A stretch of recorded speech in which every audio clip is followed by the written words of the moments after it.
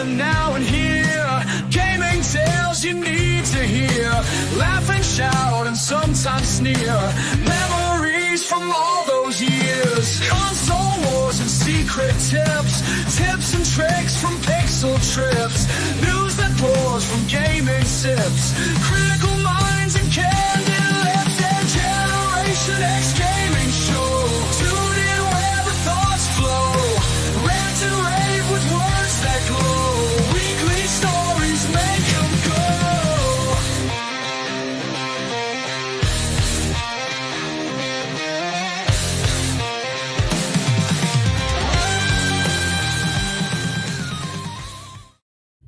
What's going on, everybody? Welcome back to another week, another episode of Generation X Gaming, the weekly podcast that goes over a few of the top stories from the past week, and we rant along the way. Joining us this week, besides Sgt Mclusky, is the Kingerd. What's going on, Kingerd? Nothing much. I don't think I've ever heard that intro song before. That's a good one. We've been doing it since the beginning of this year. Yeah, I would unironically listen to that in my snowboarding playlist. Well, have you heard all the songs I've created? That's all AI.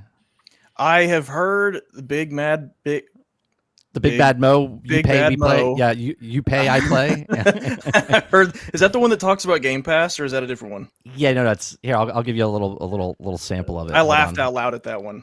Yeah, this is when you pay, I play. Here it is. Yeah,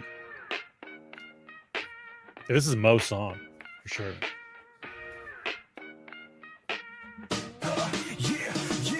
Big Mad Mo, always got the key. When you pay, he plays, that's how it be. Xbox in his veins, Game Pass in his soul. Saying boot on next season, that's how he rolls. Xbox invades enemy territories here. Watch out, PlayStation, you better fear.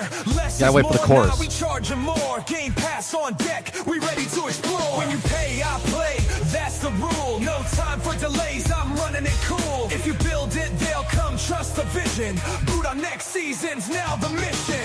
When you pay, I play, that's the motto. Xbox power, making games feel like lotto. Game Pass is king and it's always in effect. We're taking over, no need to... There you go. I guess Mo just really likes Game Pass, huh? Yeah, he's a Game Pass shill. That's what he is. He bleeds green. Yeah. Then we have the the PlayStation song. I have 2 albums worth of songs I've created through AI. Oh my God.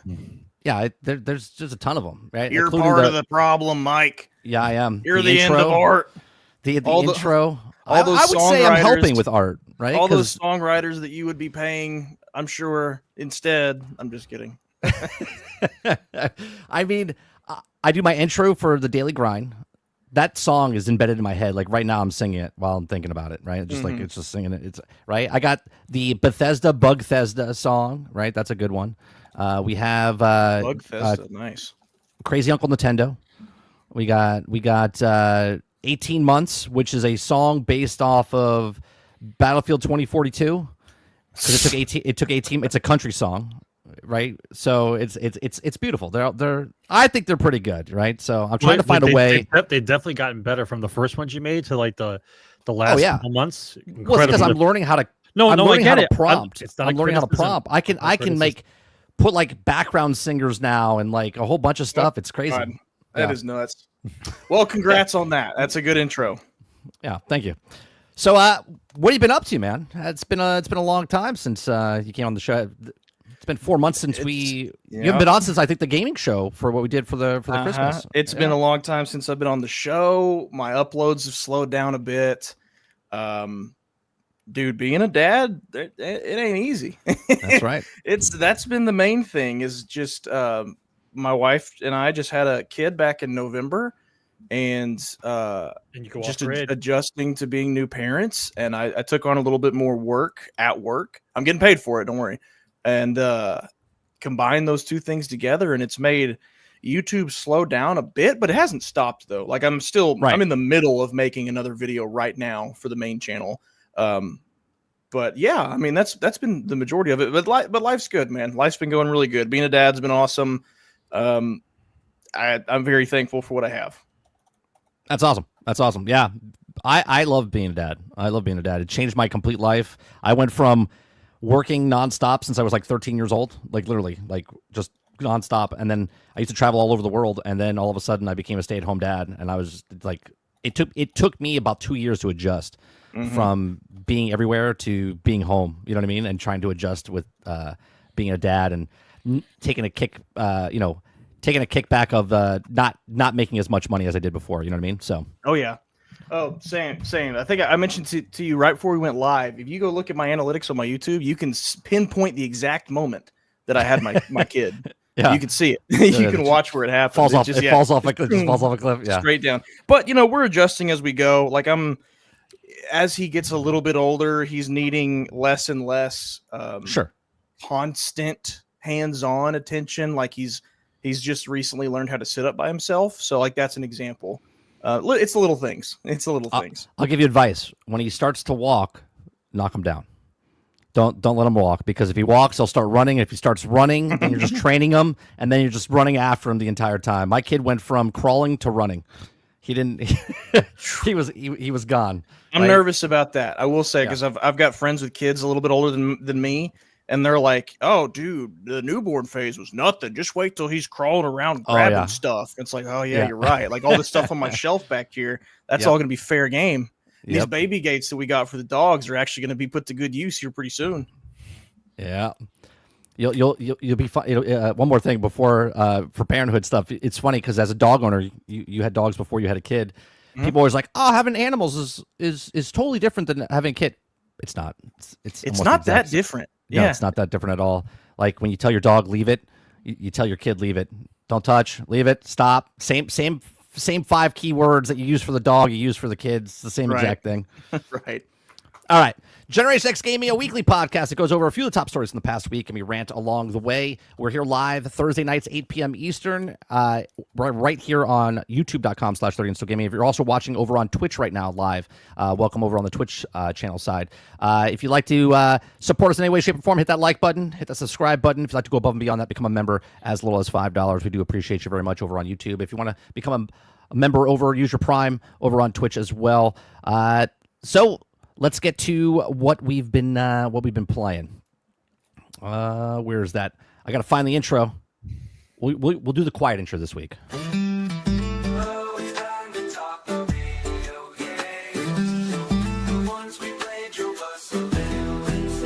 Maybe we crushed some zombies or flew through the sky, or rage quit a boss fight, don't even ask why. It's shooters, it's puzzles, it's swords that go clang. These are the games that made our hearts sing. Grab your joystick or mash that key. It's game time with GXG. All right, let's start with the guests. Since you're a new father and stuff, less games playing. What have you been playing so far? You could go this week, this month, this year. What have you been playing? I have played more games in the last month. Like not game time, not like time gaming, but I have tried more games in the last month than probably the last 6 combined before that.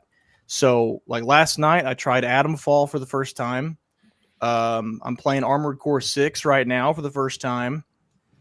Split Fiction, I started that 2 days ago. Are you playing that with your friend, or are you playing that with your wife? My friend. My wife won't do that. Okay. We played It Takes Two, and that was too much for her. And Split Fiction is a monster compared to It Takes Two. Like that's not her speed at all. So no. How far are you into? Me and Sarge played Split Fiction. It's our choice for Game of the Year right now. Really, I'm really liking it so far. See, I normally don't like platformers or side scrollers. That I'm not as like my go-to. But Split Fiction, man, it's such a good combination of all of it. Like the variety, I'm 4.5 hours in, and so far the variety's been great. Like we just got out of the primarily science fiction-y world, and we just went into the fantasy one where it's like a big monkey and yeah. Wait till and Mo said this to us because he played it before. No, I'm not going to spoil it. Mo said all he said to us, "Just wait, your brain will melt." All right, and we're like, "What the hell does that mean?" Right? And then when we got to that point in the game, we're like, holy shit, my brain's melting. Like that's great. That's great. It's awesome. It's I've awesome been very refreshed over these last few weeks over the games I've been playing. And it's been not a coincidence that as I've been trying things and moving a little bit more away from PvP, I've had more fun. Just saying, I've had more fun. Ready or Not, finally played that for the first time in the last week or so. Been having a blast with my friends on that one. Let's see. I feel like there's something else I'm missing. I wanted to play Oblivion last night. I did, but I forgot to download it. Modern Gaming. So I hit download last night, and I'll play it here in the next couple of days. But I've still got very fond memories. I never actually played Oblivion. I watched my cousins play it because they were older than me, and they had control over the video games. And I was you're in your late 20s, right? Yeah. So you were like 8 or 9 years old when this game came out. That's crazy to me. And I think it's a good time though for a remaster of this. Not a remaster of The Last of Us that came out 4 years ago. Oh yeah, Mr. I hate remakes and remasters. How you liking Oblivion? I'm against remasters and remakes. Okay, I am. Because of the remasters and remakes that we've gotten are the ones that are like Skyrim. Skyrim's been remade like 8 times and re-released, and I think it's Last of Us.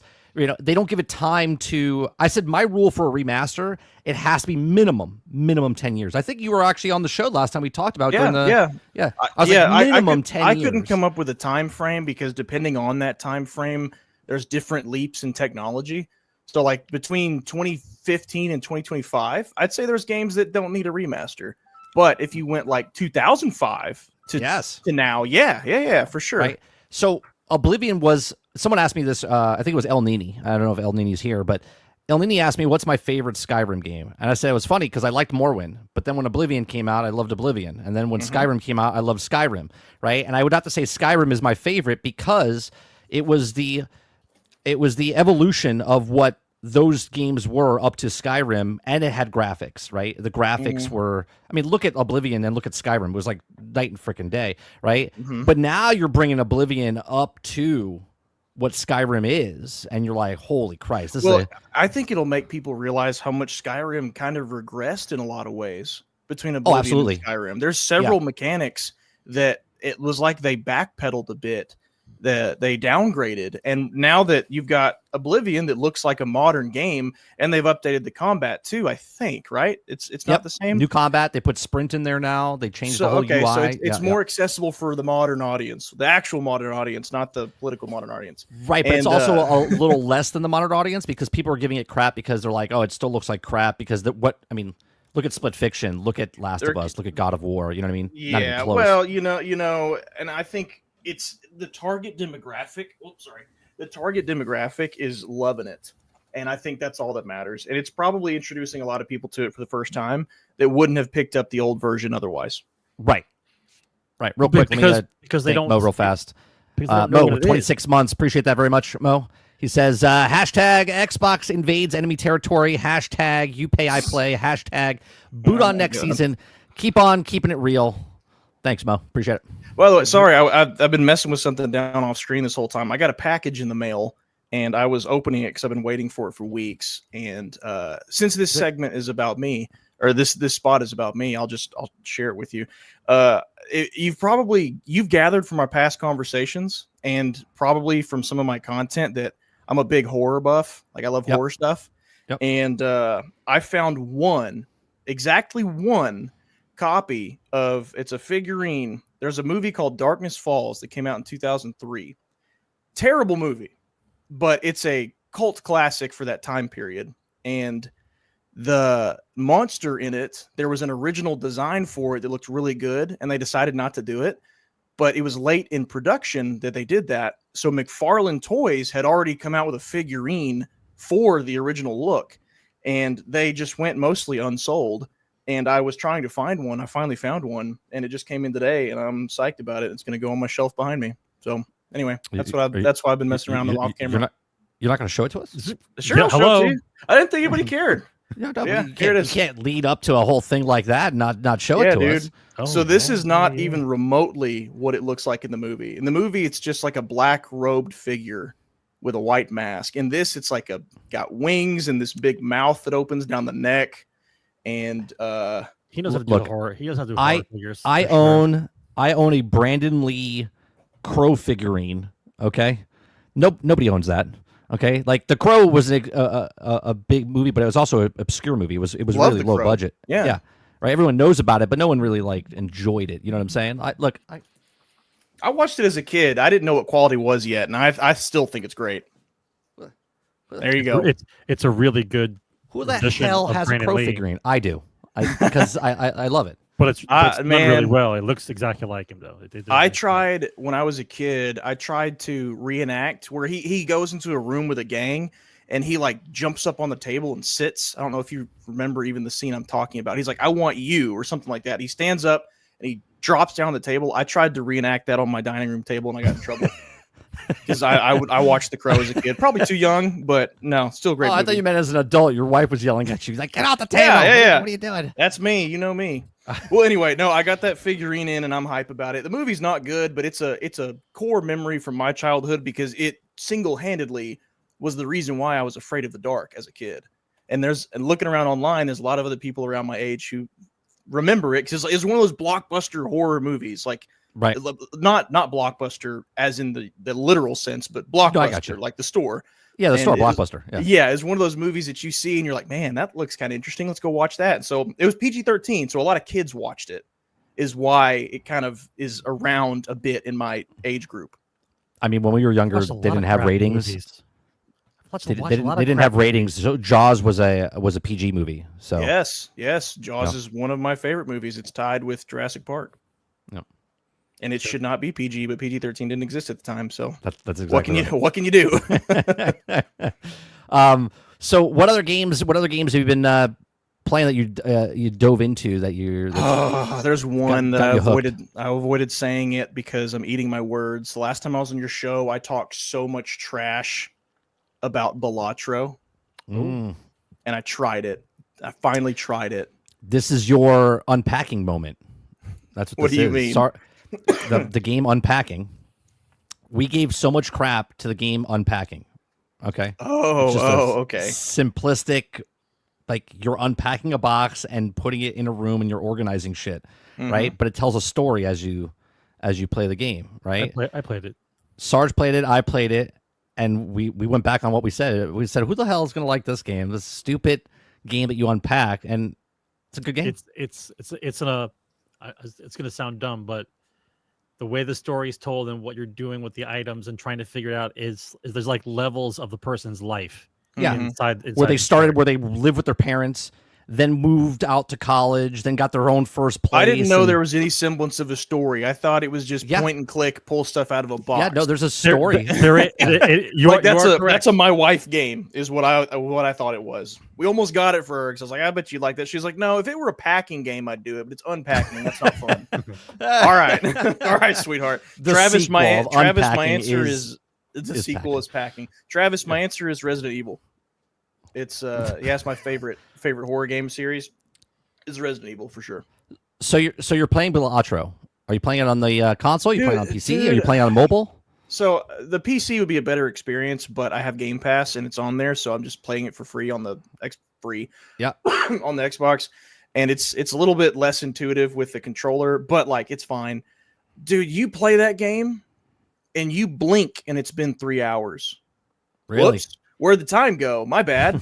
Like if you like it's poker rules, but they just throw in some extra bonuses and stuff. And I love poker. Like my ideal guys' night is cigars, campfire, and poker and beer. So like I'm like, okay, I know poker rules. I know what a flush is. I know what a straight is. That's all. Yeah, I don't need to be taught all that. Let's do it.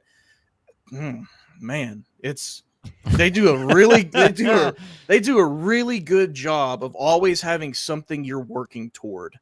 They do a really good job of that. And game of the year, I don't know about all that, but like it's a time sink game, man. It flies when you're playing Balatro.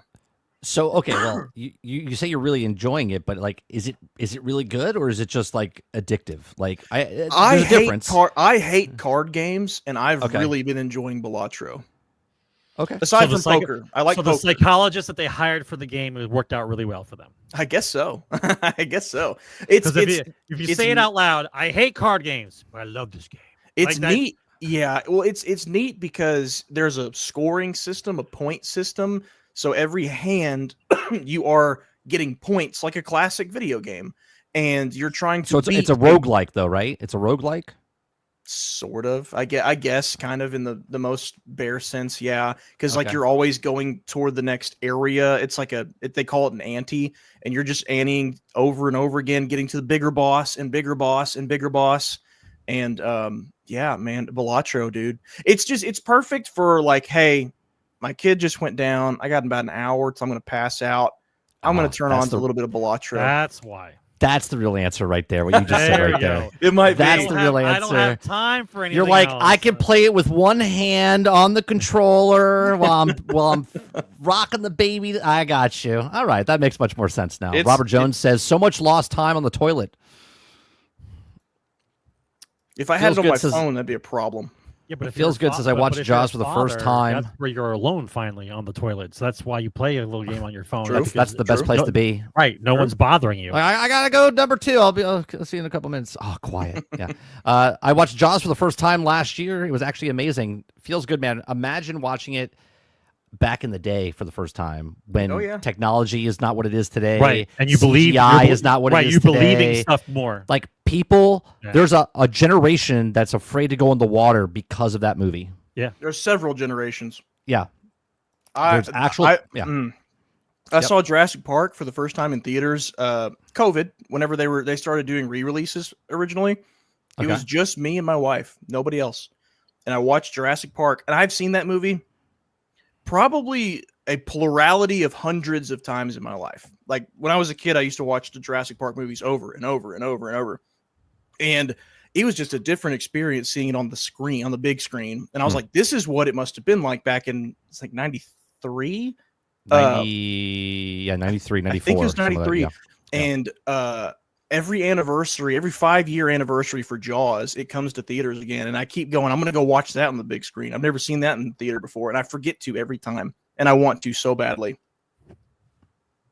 See, you're like a lost brother, right? He loves the movies. He's 20 years younger than me.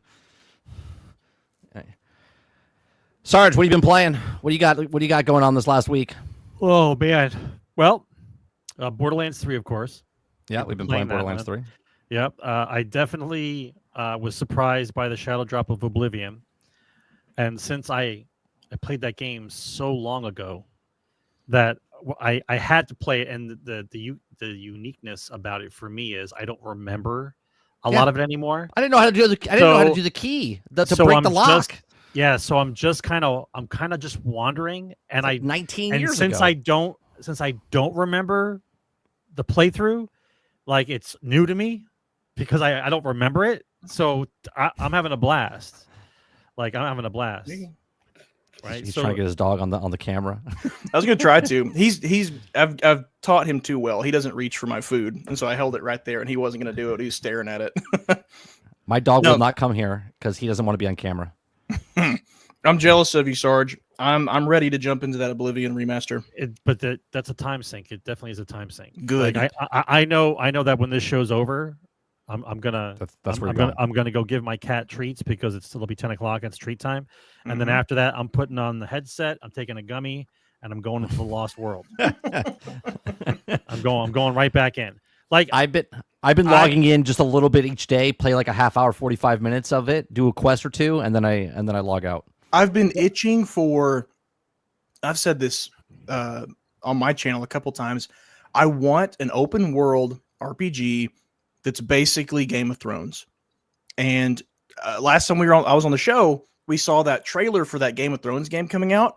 Yes. None of us noticed while we were watching. It's mobile, and I'm out. I'm immediately out. I don't care I thought it was anymore. on PC. I thought it was on PC. Is it? I don't know. I only saw it was mobile. No, it's on PC, but it's like a mobile game. It is. I was like, I'm out. I'm done because that means it's going to be designed like a mobile game. Not interested. And Oblivion. I even jumped back into Skyrim for a little bit, and I was so far in. I was like, man, I don't remember how to do anything. I feel like I need to start over. And then Oblivion came out, and I was like, there it is. There's the answer. I'm going to start over on Oblivion. Start Oblivion remaster. That's what I'm going to do. I appreciate what Virtuosity did to the game because how do I explain this properly without being offensive to some people? Just be offensive. If you grew up during that age of gaming, right?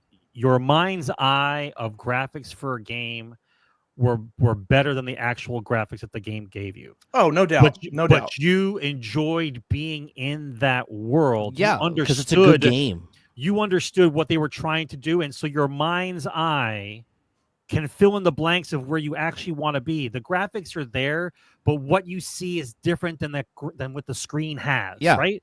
And so as I grew up between Arena, Daggerfall, Morrowind, Oblivion, like I was going through the generation. When I saw Skyrim, to me, my age bracket, to me, that was the culmination of decades of working towards Elder Scrolls. Yeah. So was it, and let's remember this, Skyrim was a downgrade. I know people are going to get upset when I say this, but it was a downgrade. You were correct, Kingerd, because they wanted a mass market. They knew where their market was, but they wanted it to be more. So the entry point for Skyrim was lower than Oblivion. Oblivion's a little bit more complicated, right? It's just the way it is, right? Several mechanics were regressed from Oblivion, and even from Morrowind to Oblivion, but then definitely from Oblivion to Skyrim. Yes. But now that you're bringing that game from the past, and instead of you having to use your mind's eye, now you're given the graphics of today, which are amazing, and then you make the world even more incredible because of what it was before. Now, everyone will talk shit about it. That's fine, but I know people don't like it because you didn't grow up during it. Like, you don't know what that is. Dude, like, they know what their target demographic is, and they're eating it up. Man. They're doing just fine. Like this on Steam. On Steam right now, 172,000 people are playing this game right now on Steam. Yeah. Like, I'll tell you how you know when the game's good, or when it's really good, is the troughs are not as deep because nobody goes to sleep. Like, the trough is when it's nighttime. People are going to sleep. They don't play games, or at work. You're saying, or they're at work, right? When the trough isn't really low. The trough is still staying around 60, 70 grand. I'm not saying this particular game. I'm just talking about games in general. When you look at this line, right? If the trough isn't deep, right, you know it's a good game because nobody's sleeping or they're not going to work. They're just playing the game. The line does this. It doesn't do this. It's just hilarious. Or there's just enough overlap in different regions, and that in and of itself too is like it just stays consistent. Yeah, it's a good sign that people are playing it. And to your point about the eye and graphics and things, when I saw the trailer that they dropped the other day, like the announcement, on Tuesday, I watched it for the first time, I was like, how different does Oblivion look? You know, load up the old game. Well, I was a child when Oblivion came out. Right. So in your head, you think it was amazing. To me, Oblivion looked like what this remaster looks like now. And as an adult, I go look at Oblivion gameplay. I'm like, ooh. That's like looking at 720p television sets. You're like, how was I looking at this? Man. Like when you're a child on that box TV, sitting on a tiny little side table in your living room, you're sitting on the carpet. Yep. You got your NES cartridges over here, and it's just like, man, you're a kid. It doesn't really matter. And then if you haven't played those games in a while, you grow up and you don't really remember how bad, relatively speaking, it looks to compare to today's until you go back and do it. Like I played the King Kong 2005 game that I love so much. It's my favorite Ubisoft game. It is excellent and what it would make for a great remaster. Gameplay still holds up today. I just played it like 2 or 3 months ago. It looks terrible. It looks awful, but I don't remember it looking like that. I remember it looking super lifelike from when I played it at 10 years old. So, I get what you're saying, Sarge. I said the one game, someone asked me the other day, what game would I want remastered? And I thought about it. I was like, I want Star Wars Galaxies remastered. No. See, no, that's what I want. Not every game deserves a remaster. No. That game to me was, the mechanics were amazing. It was the graphics that were terrible, right? If Star Wars Galaxies got a Knights of the Old Republic graphic-esque type of stuff, that would be fantastic to me. That's the game I would love if they redid it. There are certain games that deserve a remaster based on with the graphical fidelity that we have today, but not every game. No, of course not. And not a game that's 5 years old. You deserve a remaster because you guys can't pump anything out. And so you have to sell another game again. Like, I'm not into that shit. But like, if you can do this, like, and once again, let's leave Bethesda out of this discussion. Let's leave them out of it because they didn't do it.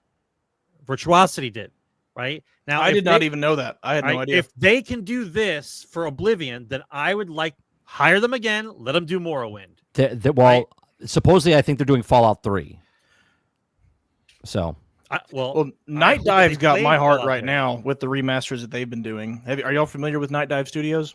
No, not Night Dive. Who's that? They have remastered. They just recently remastered Turok, the trilogy. Turok.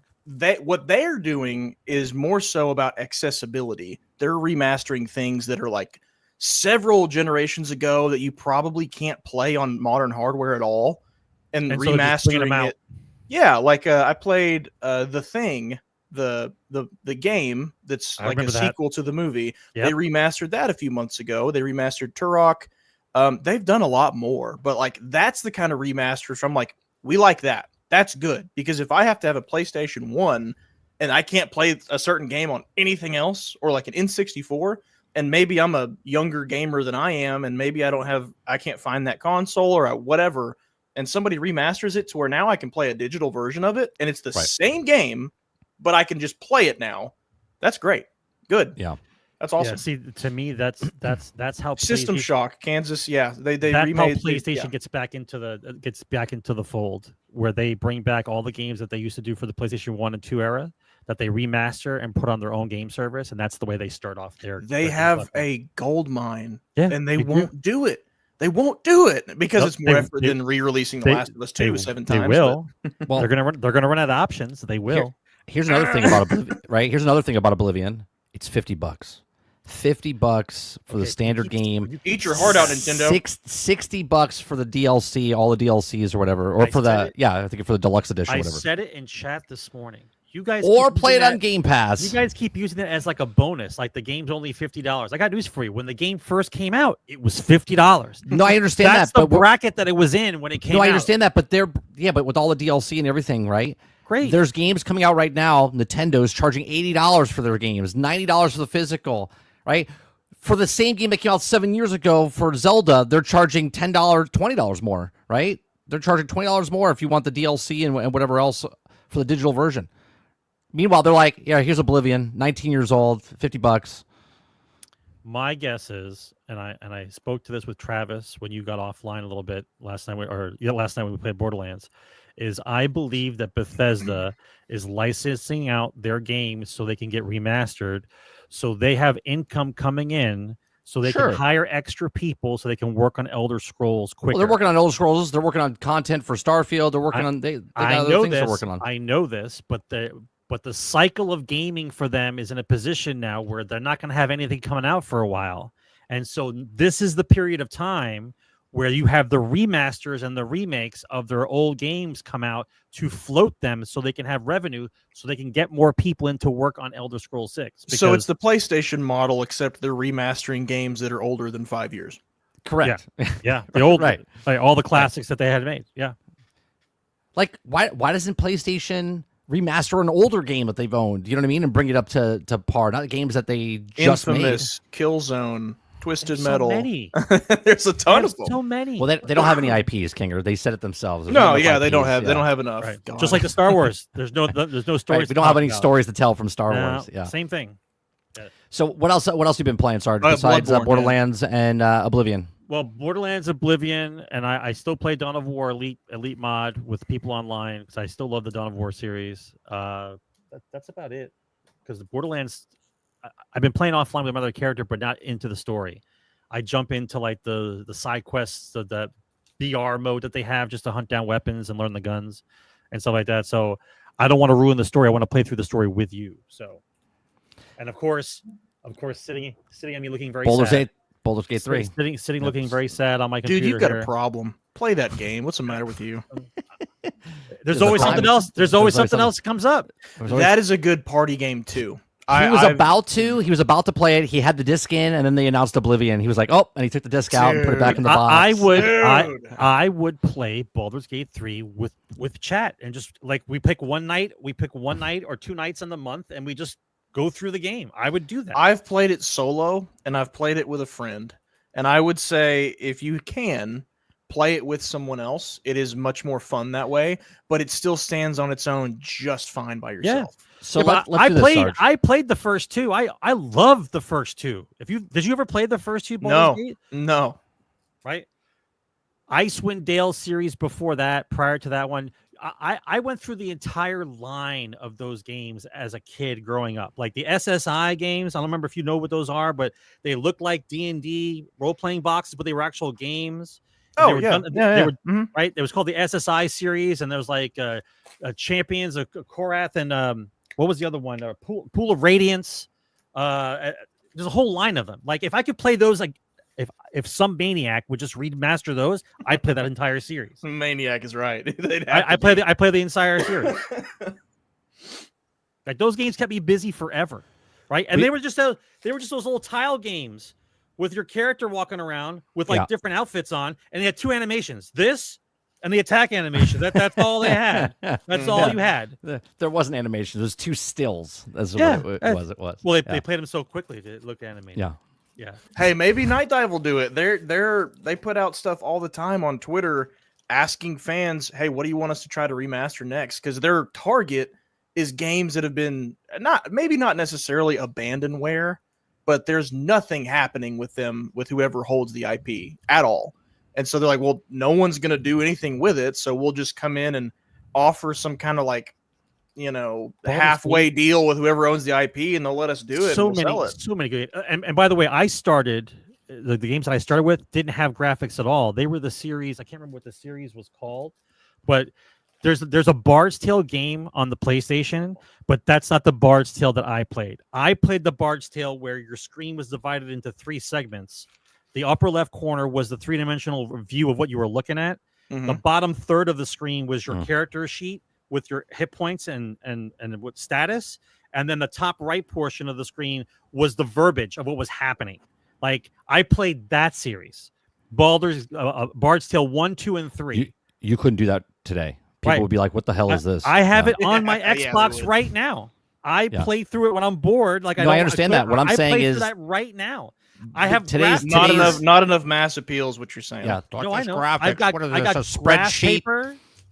Listen. This is how ridiculous is how muscle memory works, right? I can't remember Oblivion, but I put in Bard's Tale 1, and I'm walking around the town, right? And I knew exactly how to get to the battle in the town where it's 99 berserkers 4 times. You're facing off against like 396 guys, right? Against 5 people, right? And the only way you survive that is if you have 2 spellcasters that are high level and they cast Obliterate, and you can marathon, right? No, sorry, I was reading the chat, and I knew how to get there with no map, right? That's what I'm talking about, like just stuff you remember when you were younger. Like I still have graph paper, man. If I find the notebook, I guarantee you I find the graph paper. I guarantee it. I have the map somewhere. One of my graph. You know what? I guarantee you do too. Yeah. Krebsy. Bard's Tale. Yeah, Bard's Tale. There's Bard's Tale for first one. The second one's called Bard's Tale Knight of Destiny, and the third one's called Bard's Tale The Thief of Fate. Those are the ones. Yeah. So I've been playing a little bit of a game called RuneScape Dragon Wilds, which is that the new survival game? Yeah, it's a survival game. It's like Valheim. It's in beta right now. It's very good. We'll be playing it on Tuesday afternoons on stream with Hilly, one of the viewers. He's got it. We're gonna play together. I've been played a little bit on stream. I like it. It's addictive. They've made some improvements from other survival games, right? They've added like the management of your resources and whatnot, but they have this mechanic in the game where the dragon's flying around, and he's just an asshole. Like the dragon's just an absolute asshole. It's just one dragon. It's one dragon. That's right. Funny. One right, and so the map, I'm only in like 4 regions so far. So level 1, he doesn't attack in level 1. Level 2, he attacks. Level 3, level 4, so on. But he comes by, I don't know if it's on a timer, if it's like every 15 minutes or so. So I'll be just crafting stuff in my house, and I'll be like minding my own business, and all of a sudden you hear, and you're like, oh fuck. And sometimes he'll attack, and other times he just flies above you. But when you start to hear the music, you're like, oh shit, right? Because then these circles start forming on the ground, and he's spitting acid everywhere, and you're just like, okay, all right. So you have to wait and pause, right? And the first time it's cool. You're like, oh my God, this is awesome. But then it just gets annoying after time because it gets after in the way of what you're trying to do. Yeah, after he attacks you, then you get attacked by a horde of orcs that come in, or goblins, whatever, that come and get you, right? So they're attacking you, and then other things happen. It's just like, all right, cool mechanic. Let's slow your roll a little bit on how often it comes and does it, right? They have a magical system in there, which is pretty cool. Right now, it's just like the more you do, it levels up. So if I'm hammering a rock, that skill goes up. If I'm fighting, good, things, I like skill that. Goes up. I like it when a game makes you use the thing you want to level up with. And then when you hit certain key points, so if you're chopping a tree, right, you can sit there and hit it 6 times to break the tree down, and then it falls down to hit that 6 times, or you can use your magical power when you hit level, I think it's like 10 or 15, where you make a magical axe and he starts to spin it and he chucks it and it knocks down like 3-4 trees in a row and they all fall at the same time. And then if you level that up a little bit more, you can cast a spell where it breaks the trees down and then puts them in piles of wood, so you can pick those up and stuff like that. So they add stuff like that, right? The combat feels really good. I like the combat. It's not great, but it's not shitty either. It's just good. It has these automatic combos. So if you're using your staff, your magical staff, it like hits them, and then does this like combo move, and then like this rain down fire and wind and stuff like that. It's pretty neat. Same with the axe. If you have an axe, you like hit him, and then all of a sudden he does this like wind up, and then he does like this like tornado spin. So that they have like things that you unlock there. Overall, I think the game is in a really good spot for a beta. It's a $30 beta right now. It's exactly RuneScape. So if you liked RuneScape back in the day, it takes place in the realm of RuneScape. So like the weapons that were in RuneScape that you couldn't get because you had to pay a monthly fee and you never got that hard, those weapons are inside the actual game that you could do. And again, it's a 4-player co-op game. You can play by yourself. You can play with 2, 3, or 4 people. So it's a pretty cool game. I like that so far. So we've been playing that. I've been playing Oblivion. I stopped playing. Okay, the last 2 weeks I was playing Atomfall, right? And then I stopped playing Atomfall. I screwed my own game up there, right? So I stopped playing Atomfall, right? Because I killed your own game up. Yeah. So the dev said that you could kill everybody in the game. So when I first started playing, I was like, oh, that's what I'm gonna do. So I killed key people in the game that were traders that you could get stuff from. Well, they don't come back. Okay, so they're dead. So what you're saying is you reaped the consequences of your own Absolutely. actions. Yeah, absolutely. So then I went to the town, and no one saw me, but I snapped a guy's neck, and then he was on the ground, and as soon as they found him, they blamed me. No one saw me do it. But then the entire town was terrified of me or shooting at me at all times. Oh, wow. Right? So I'm going to be honest, I made it about an hour in, uninstalled it. Yeah. Right, honest. So I tried. Right, so I was playing that, and then I went from that to I think Midnight Sun, or South of Midnight. South of Midnight I was playing, and the combat in that game is horrendous. Okay, first of all, there's no battle going on from point A to point B. There's only battle arenas that you enter. Okay, and it was just like, you had to enter the arena, fight the guys in the arena. Then once you're done, you move out to puzzles and questing and stuff. Platforming feels good. Story seems good, but the combat, I was like, I'm out. Then Blueprints came in, which was a roguelike mystery mansion, is what I want to call it, which is a board game where you're trying to figure out a puzzle of Room 46. This is a brilliant I've heard game. Game of the Year talk with that game, and Yeah, I it's a looked it brilliant up game. and I saw screenshots, and I was like, this looks like a point and click. Is that what that is? Sort of, yeah. It's not point and click. You're moving your controller, and like each room you go through, you have like a step counter in the top corner, and as you go through rooms, it removes the energy, your steps. Once your energy depletes, you're done pay for for the more. day. No, I'm just kidding. I mean, you're done. You're done for the day, right? So there's things in the room that could give you more steps, or you can find gems or keys and different puzzles and stuff like that. It's a really fun game. I decided I'm going to play it slowly on the weekends and when I go on vacation, because it's an easy game to play on the mobile phone and stuff like that, like through cloud and whatnot. So I'm continue playing that. Really like it, but Travis calls it the coma game because it puts him to sleep, right? Because it's very calm, but here, look at this. Right, I got notes Okay, I got boy. pages after pages of. I got pages of just notes and data because you have to write stuff down, otherwise you'll forget, right? Of like certain puzzles in certain rooms and notes and keys and stuff You think like that. that game's on the Switch?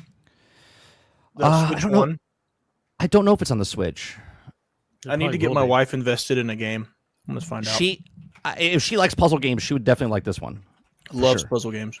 She would like this one. The Blueprints, I think, is Yeah, right Blueprints would be it, right? And then I went from Blueprints, then what's it called? RuneScape came out, started playing that, and now Oblivion came out. Now I'm playing that. So just my backlog just keeps getting like shoved out the door. It's like that's new how, game. but that's how it dude. happens. There'll be periods of time where nothing's going on, and you think you're bored. Meanwhile, if you don't keep busy, like once again, I was playing BattleTech Mercenaries Clans. Yeah. And then Borderlands 3 shows up on Game Pass. And then we started playing Borderlands 3. Oh, I played Borderlands 3, yeah. And then Oblivion showed up. I'm like, all right, well, bye-bye Expedition 33 just came out today. That's on Game Pass, right? And then next week, Towerborn comes out. That's on Game Pass. So I'm like, holy Christ, we're eating, as Mo would say, we're eating well. Games have got to put their best foot forward these days. That opening week matters so much now. Yeah. Like more than it even did before. You would think. Well, I think we're seeing the effects of it right now. Like we're watching what happens in real time, like with Marathon versus Nintendo's PR, which I guess we'll see the sales numbers when those actually start happening. But, Yeah, well, Jay Breezy, we saw that. Me and Sarge saw it, and Sarge sent me a text. He goes, it's because Take-Two does it again, man. Like they're changing the terms of service. They're being nosy. They're selling your information. They want your passwords and stuff. So we're gonna wait for more of that story to break before we start talking about that more. But yeah, they're Take-Two's Take-Two, man. They always do something to screw something up. They just can't leave stuff alone. You have to keep squeezing the cow. The cow's out of milk, bro. Let's just leave the cow alone. You got to keep squeezing on the teat. Got to keep squeezing on it. Yeah. All right. So let's go from what we've been playing to top stories from the past week.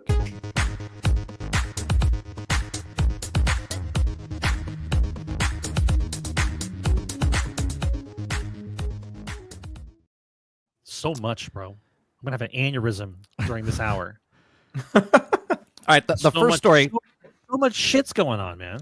The first story, I talked about this earlier in my morning show. I thought this was interesting, right? Because people keep telling me that consoles are selling more than ever, and the data says otherwise. Because Matt Pescatella came out a couple weeks ago on an interview. I believe it was on Destin Laguerre's. Was it Destin Laguerre or was it? No, it was Kind of Funny. I think it was one of them.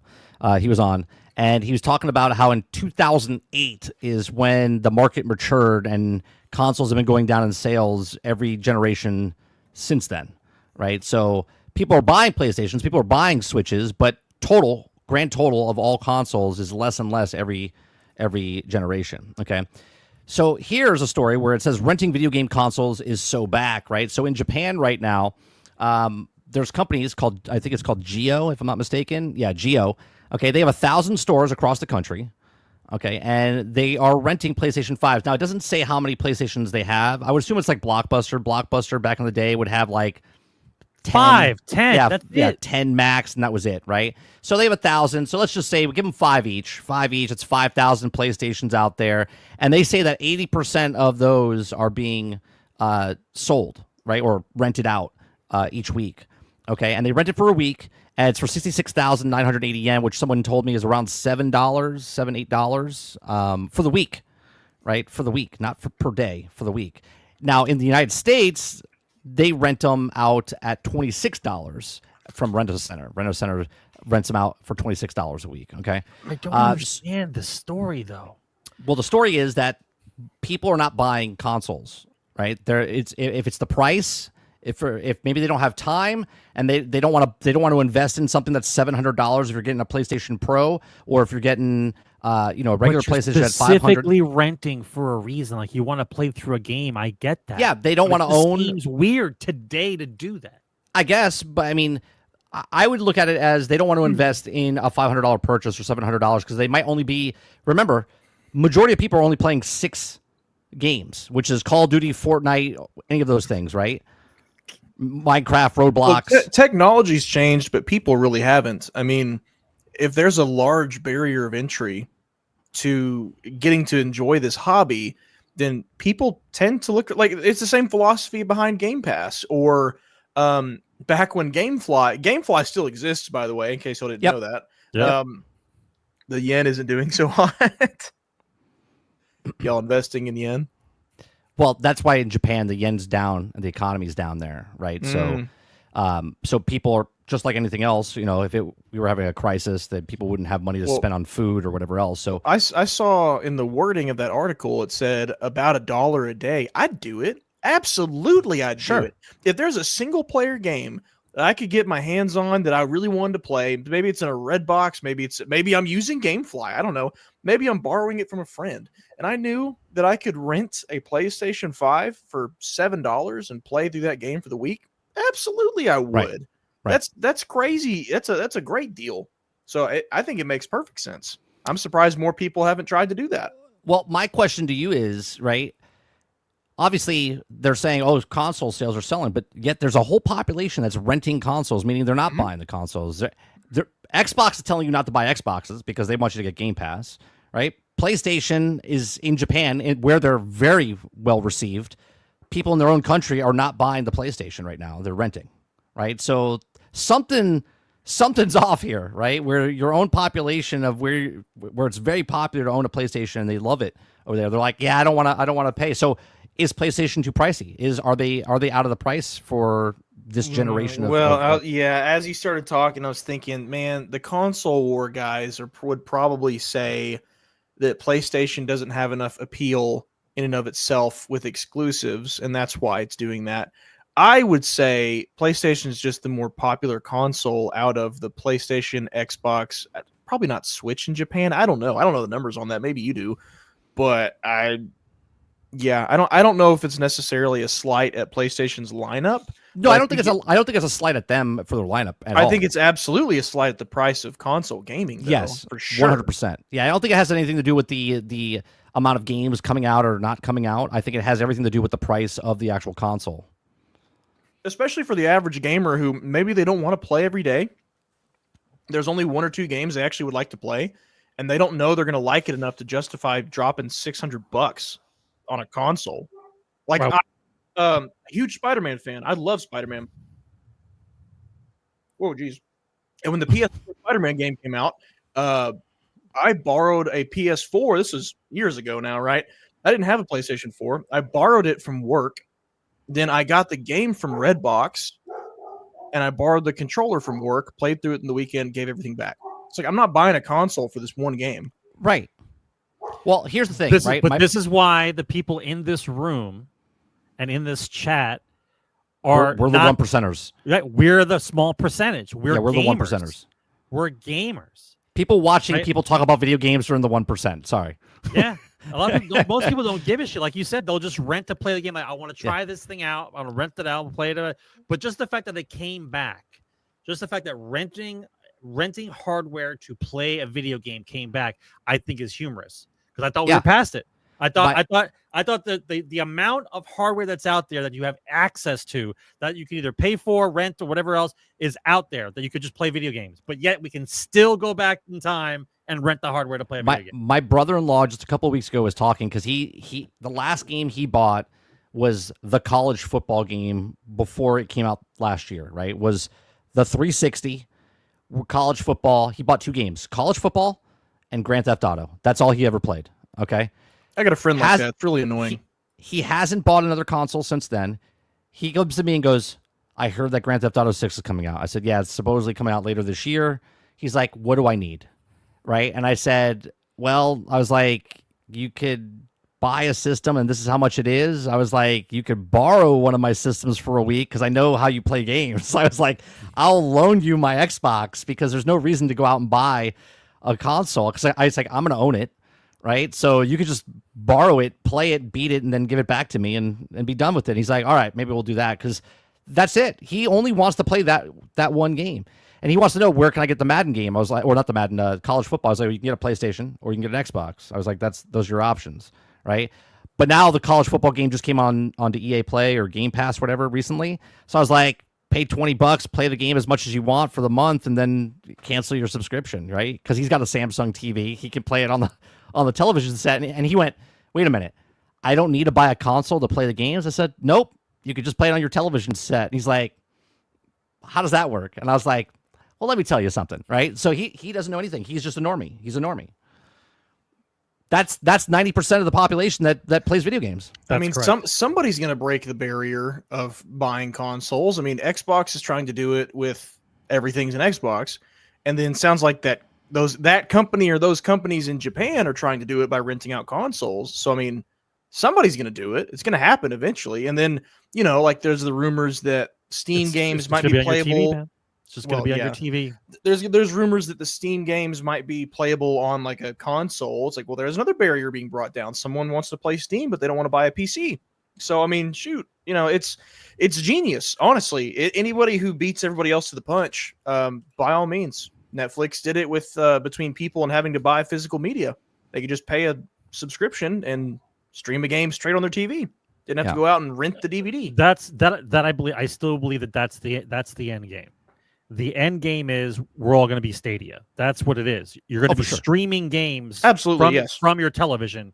No console. You're just streaming games. Someone watching right now commented on my video from earlier, because I was talking about it earlier, about I said a year and a half ago, 6 to 7 years, the majority of gaming will be cloud, right? Majority. Meaning it doesn't have to be 90%. It just needs to be like 33, 36% or whatever it is. And that would be the majority of the market. Market, right? He said it's never going to happen. So I took a screenshot of that and said, I will come back in 5 years and prove you wrong. Right? Because set an alarm on your phone. What's that? Set an alarm on my phone? Yeah, I should. Right? So look, this is going to happen. Cloud gaming is going to happen. If it wasn't, Nintendo would still be giving physical discs out. Okay? But they're not. They were the last hold, like Braveheart, hold. They had the physical copies. Physical copies are done. Right? Nintendo is the last person to give physical copies. Everyone else, there's talks right now, Target and Walmart are at the end of this year, 2025, they're not going to hold any physical copies anymore in the stores. No more box store. So everyone's like, oh, I'm going to buy physical. You're going to buy physical until you can't anymore because they tell you can't buy physical anymore. Can't. Well, I think what a lot of... Oh, go ahead. But that's the issue. That's the issue I have. Is if the gaming disappears from box stores and it only comes from the people who actually make the games, then there's no customer choice anymore. I can only get it from them. That's it. And then damn well the price goes up after that because there is no middleman. Well, not only prices go up for different subscription plans that give you different games. We're already seeing that right now. Yep. But there's also going to be more strategic removing of games from these services. That's like correct. For example, say the entire Call of Duty series was available on Game Pass right now. What they would probably do, not right now, they need more people on Game Pass, so they're going to pump up the numbers. But say they have a more steady base than they have right now. They meet their goals. Everyone's using Game Pass now. That's the majority. What they would do is remove all the Call of Duty games in time for the new one to come out to push everybody to that one. 100%. 1,000%. And then after some more time has passed, they might trickle a couple back on and then just remove them again when the next one comes out. That's what they're doing right now, right? What do you think? Okay, so Rockstar put it on PlayStation Plus recently, Grand Theft Auto 5, right? And now it's coming off PlayStation, but now it's coming on to Game Pass, right? Why do you think Grand Theft Auto is doing this leading up to when Grand Theft Auto 6 is supposed to come out, right? You know exactly what it is. Well, for the same reason, the appetites. Yeah, they're whetting the appetites it's of the people. same reason they did it for the GTA 5 remastered or like enhanced edition or whatever. They put that version on Game Pass, and if you don't know, to transfer your GTA Online account from regular GTA 5 to the enhanced edition, it's a one-time thing. You can't go back. So you can move all of your money and your stuff, your cars and stuff forward, but you can't go back. And I did that because I'm a moron. And I was like, oh yeah, I want to play the enhanced edition. So I did that. And then guess what happened? The enhanced edition went off of Game Pass. And if I wanted to access my GTA Online account again, I had to pay $50 for a game I already owned. Yep. Like a remastered version of a game I already own. I was like, I'm not doing that. I haven't touched GTA since. I think it's been back on Game Pass since, but I'm like, dude, I don't care anymore. Don't care anymore. Real quick, let me get this super chat. Aku says $10 super chat. Thank you very much for that. It says Steam on Xbox is a huge jump. The Xbox OS is heavily modified in Windows NT. That has an upgraded with Windows 7, 8, and 10, and 11, and running stuff just needs the DLL to understand, to read, and use the .exe. You're speaking like a different language right now with all this stuff, but it's okay. If you know, you know, right? If you know, you know. Thank you very much for the $10 super chat. Appreciate it. He'll explain more. Here's another story, right, where it says digital. This is also why I don't sell any of my old games. I don't sell anything. I'm going to keep them. Yeah, I keep everything. Because when the day comes where games don't exist anymore, I'll still be able to plug in my system and play an old game from the old days. When I have to give someone $50 to play a video game a month. Here's a digital only console. Go up, yeah. Oh yeah, 100%. Digital only console sales numbers are bad news for physical media, right? So the article is talking about digital only Xbox X and S consoles have outsold disk drive versions by 75% in 2025. We don't know the actual sales. It could have been 10, and 7 of them, were diskless. We actually don't know the sales numbers, but more people. And I said this 6 years ago. Remember, Sarge? I said the S comes out and the X comes out, and I said they're going to sell more of the S than the X with no disk drive because they want you in their ecosystem, right?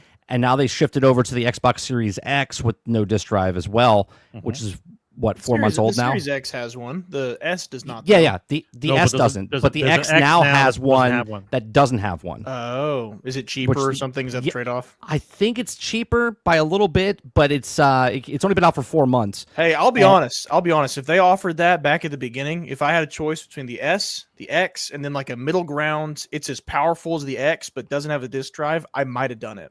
I might have done it. I actually predicted. I thought they were going to do it where they had a S disc and diskless, and then they thought they were going to have an X disc and diskless, but they didn't. They just had the S had no disc and the X with disc. Yeah. Well, us enlightened fellas here, we know full well that internet requirement and downloading the game means that you don't own it anyway. Even if you own the disc, I mean, whatever. Like if you still have to connect the internet to use it. So what does it matter if you have a physical disc or you play it digitally? It's still there either way. I mean, or it might be taken away from you either way. It doesn't matter. At the bottom here, it says the shift to digital-only gaming isn't only happening on Xbox customers, right? Piscatella says in reports that half of the 2025's PlayStation 5 so far being sold are the disc-free version of the PlayStation 5 Pro. Okay, that launched back in November. Many games prefer physical media and game preservation purposes, but it seems to be that the tide could be shifting towards digital-only games, right? Which, again... Well, that's because they don't see that... They're not looking at the end game of what that all means. They're just looking at it as it's all convenience. It's all for the benefit of everybody. But when you get rid of all the physical and I have no rights to the product that I actually buy anymore, and it's only controlled by one source, then the lawsuits start because everyone didn't pay attention until, oops, it's now here we are. That's what it's going to be, right? You have no choice, right? Just like you don't have a choice for cable television, right? You think you have a choice. You can do dish, you can do cable, whatever. Those are choices. But if you want that entertainment in your house, you have to pay this amount.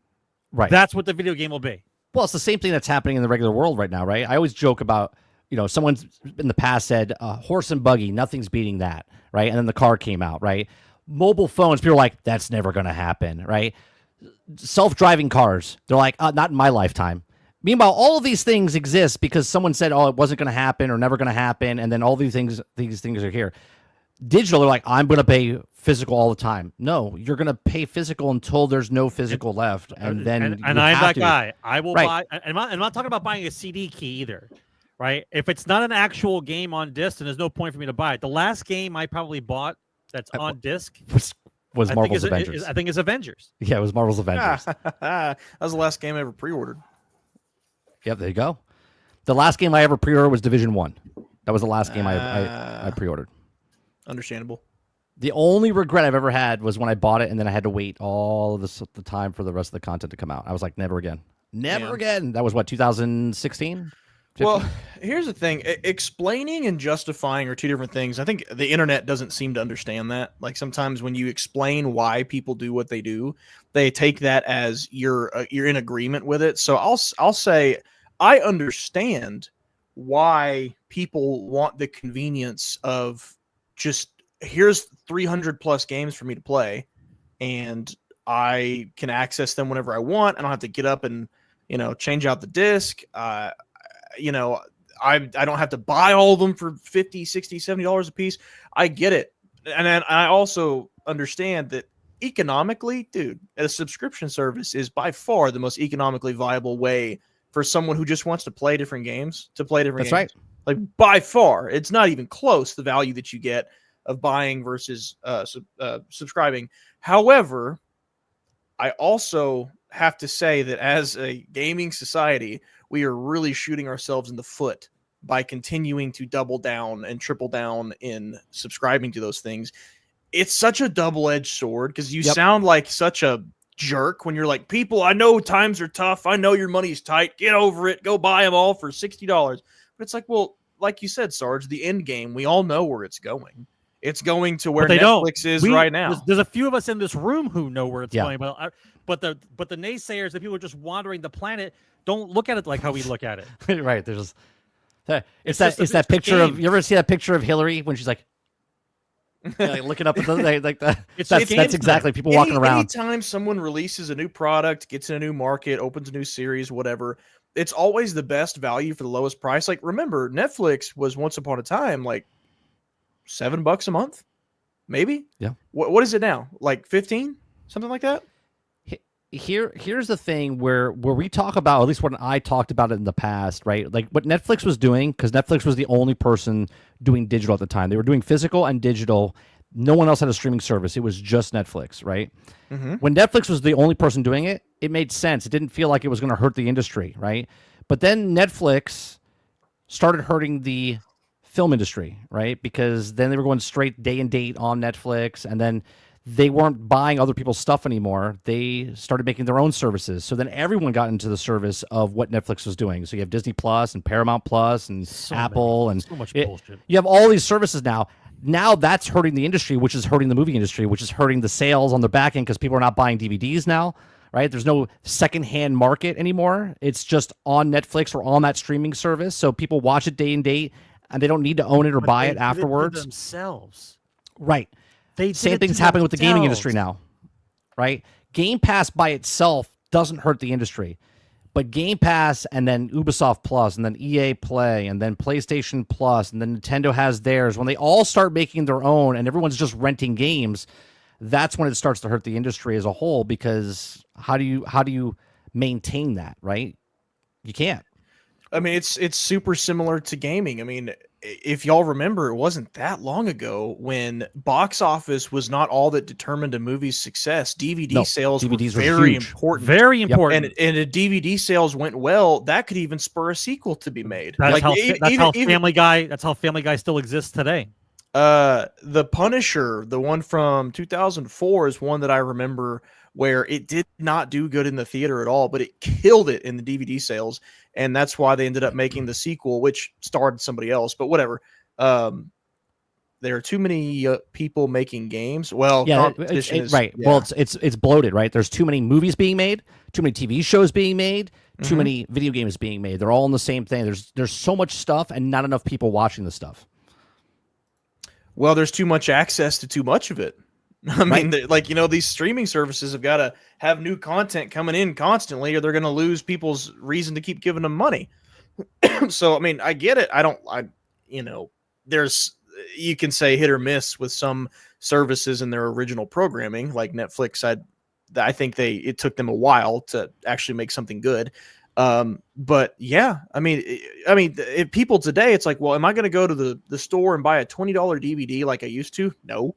They're not. No. Are they going to go to a Blockbuster? No, Blockbuster went out of business. They're gone. Except in Alaska. Is it Alaska or Oregon? Yeah, I don't. I think I know one's in Alaska for sure. It's like the last one. It's like an experience. You can go in there and yeah. Well, I mean, people used to buy DVDs because I want to watch that movie. They hadn't seen it before. They'll buy the DVD. Now, most people don't buy a DVD unless it's a movie they already know they like, because they saw it in the theater or on streaming or something, and they just want to have it for their collection. Most people don't just go buy DVDs because they're like, oh, that movie sounds nice. I'll watch that one tonight. here's $20. No, they Google where to stream Mr. Megorium's Wonder Emporium and then go on that service and watch it. Right.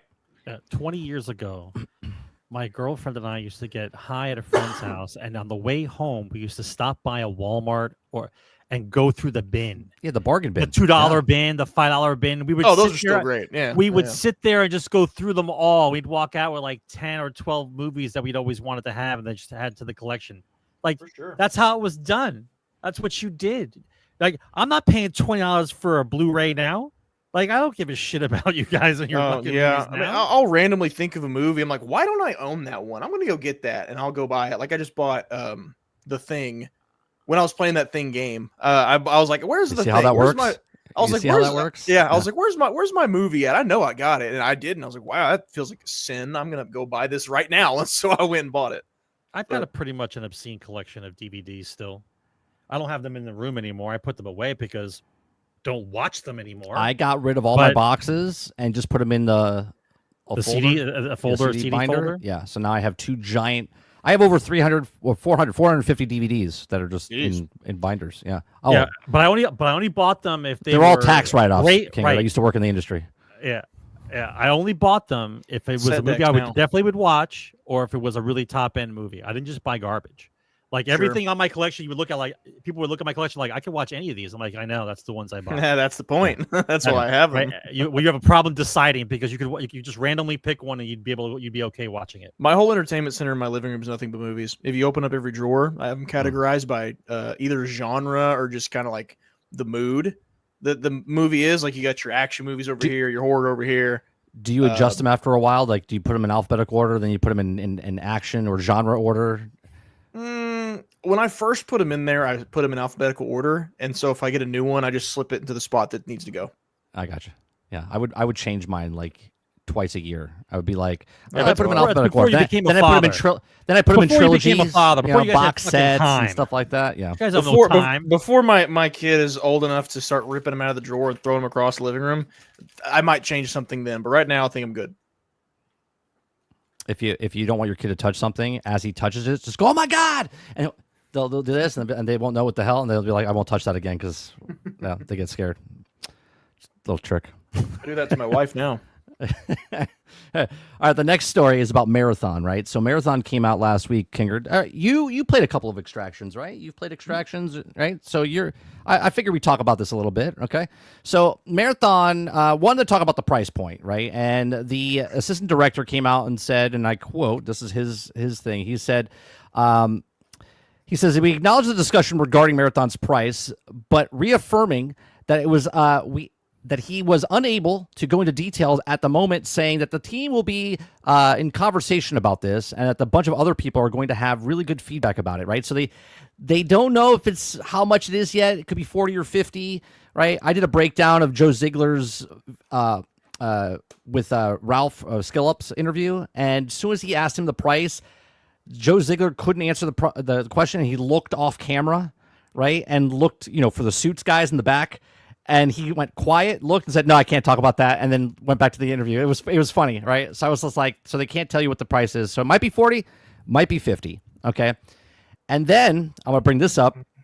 So we don't know what the extraction shooter costs, and then we have this where Twitch streamer Shroud. Now, I don't like taking one individual and be like, well, what he says is gold. But Shroud is a professional gamer, right? He literally was a professional gamer, made millions and millions of dollars professionally, and then became a streamer, and that's where he does it now. But he talks about and explains that Bungie's ruining Marathon on PC because of console gamers. And what they're doing here is they have it's called magnetism, right? Which is like a, aimbot basically for PC, right?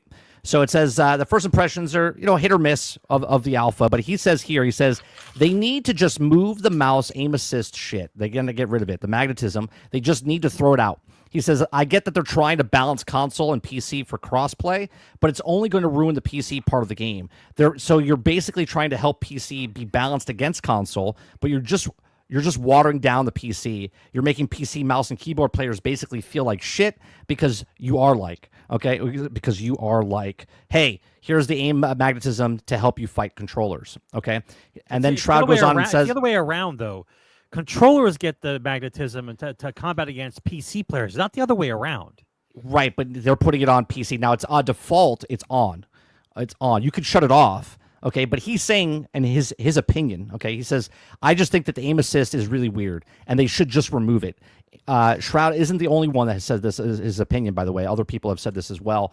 He's saying that people on PC, they like to get good, basically, right? They want to learn how to adapt and change. But I think that's more of his opinion than what the factual is, okay? And I think what he's missing, in my opinion, is that Bungie's trying to go for the casuals. They've already said this. They're trying to make the extraction more casual-based, right? They're trying to do what Elden Ring, in my opinion, Elden Ring did to the Souls-like games, where Souls was very like a niche market. Elden Ring came out and blew up, where they sold more than all the other Souls games combined. What Elden Ring did with 25 million, 30 million copies sold. That's what Destiny's trying to do with the extraction shooter, right? They're trying to make it for the casual player to come in and play. So, Kingerd, what do you think about the price, not saying the price, and also about this aim assist stuff on mouse and keyboard? I'll hit aim assist first because I have less to say about that than the price point. No offense to Shroud, because I think he does know what he's talking about when it comes to game design and how they play. But I feel that someone like that who logs on for hours a day, and I think he made a game, didn't he? Or am I making that up? I think he's in the process of making a game, and I don't know if they're still doing it, but he was making a game. Him and Sacriel were working together to make a game. I think somebody like that, who also part of their appeal is that they're good at games and people watch him play games because he's good at them. I think it's very difficult for that type of person to remember what it's like to be a casual gamer. I think it's difficult for him to put his mind of the 1%ers. Like take his brain out of the content creator streamer mode where I have to impress people I'm watching and put it into somebody who, like I mentioned earlier, dude, I just got off work. I just put my kid down to sleep. I have an hour to kill. I want to have some fun. And I don't know if that kind of person can think like that anymore. Maybe he's too far gone. I don't know. But I agree with what he says about the aim assist, and like it either shouldn't be there or let people turn it off. Because generally speaking, yes, the stigma is that console players get the assist because it's harder to be precise with your thumb, and mouse and keyboard people don't get the assist because you have an entire wrist and elbow and hands to use to be precise. I think if you're going to do something like that, because I've seen the clips, I've seen how egregious it is. It's bad. It's really bad. Like, people are not missing shots. And it's a slow-paced game, too. If you're not missing shots in a slow-paced game because of magnetism, there's a problem. I think they're just going to have to segregate PC and console players. I would like, or give people the option to search based on put everyone together or have them separate. And if you do that, that's fine. So I guess what I'm trying to say is I agree with his conclusion.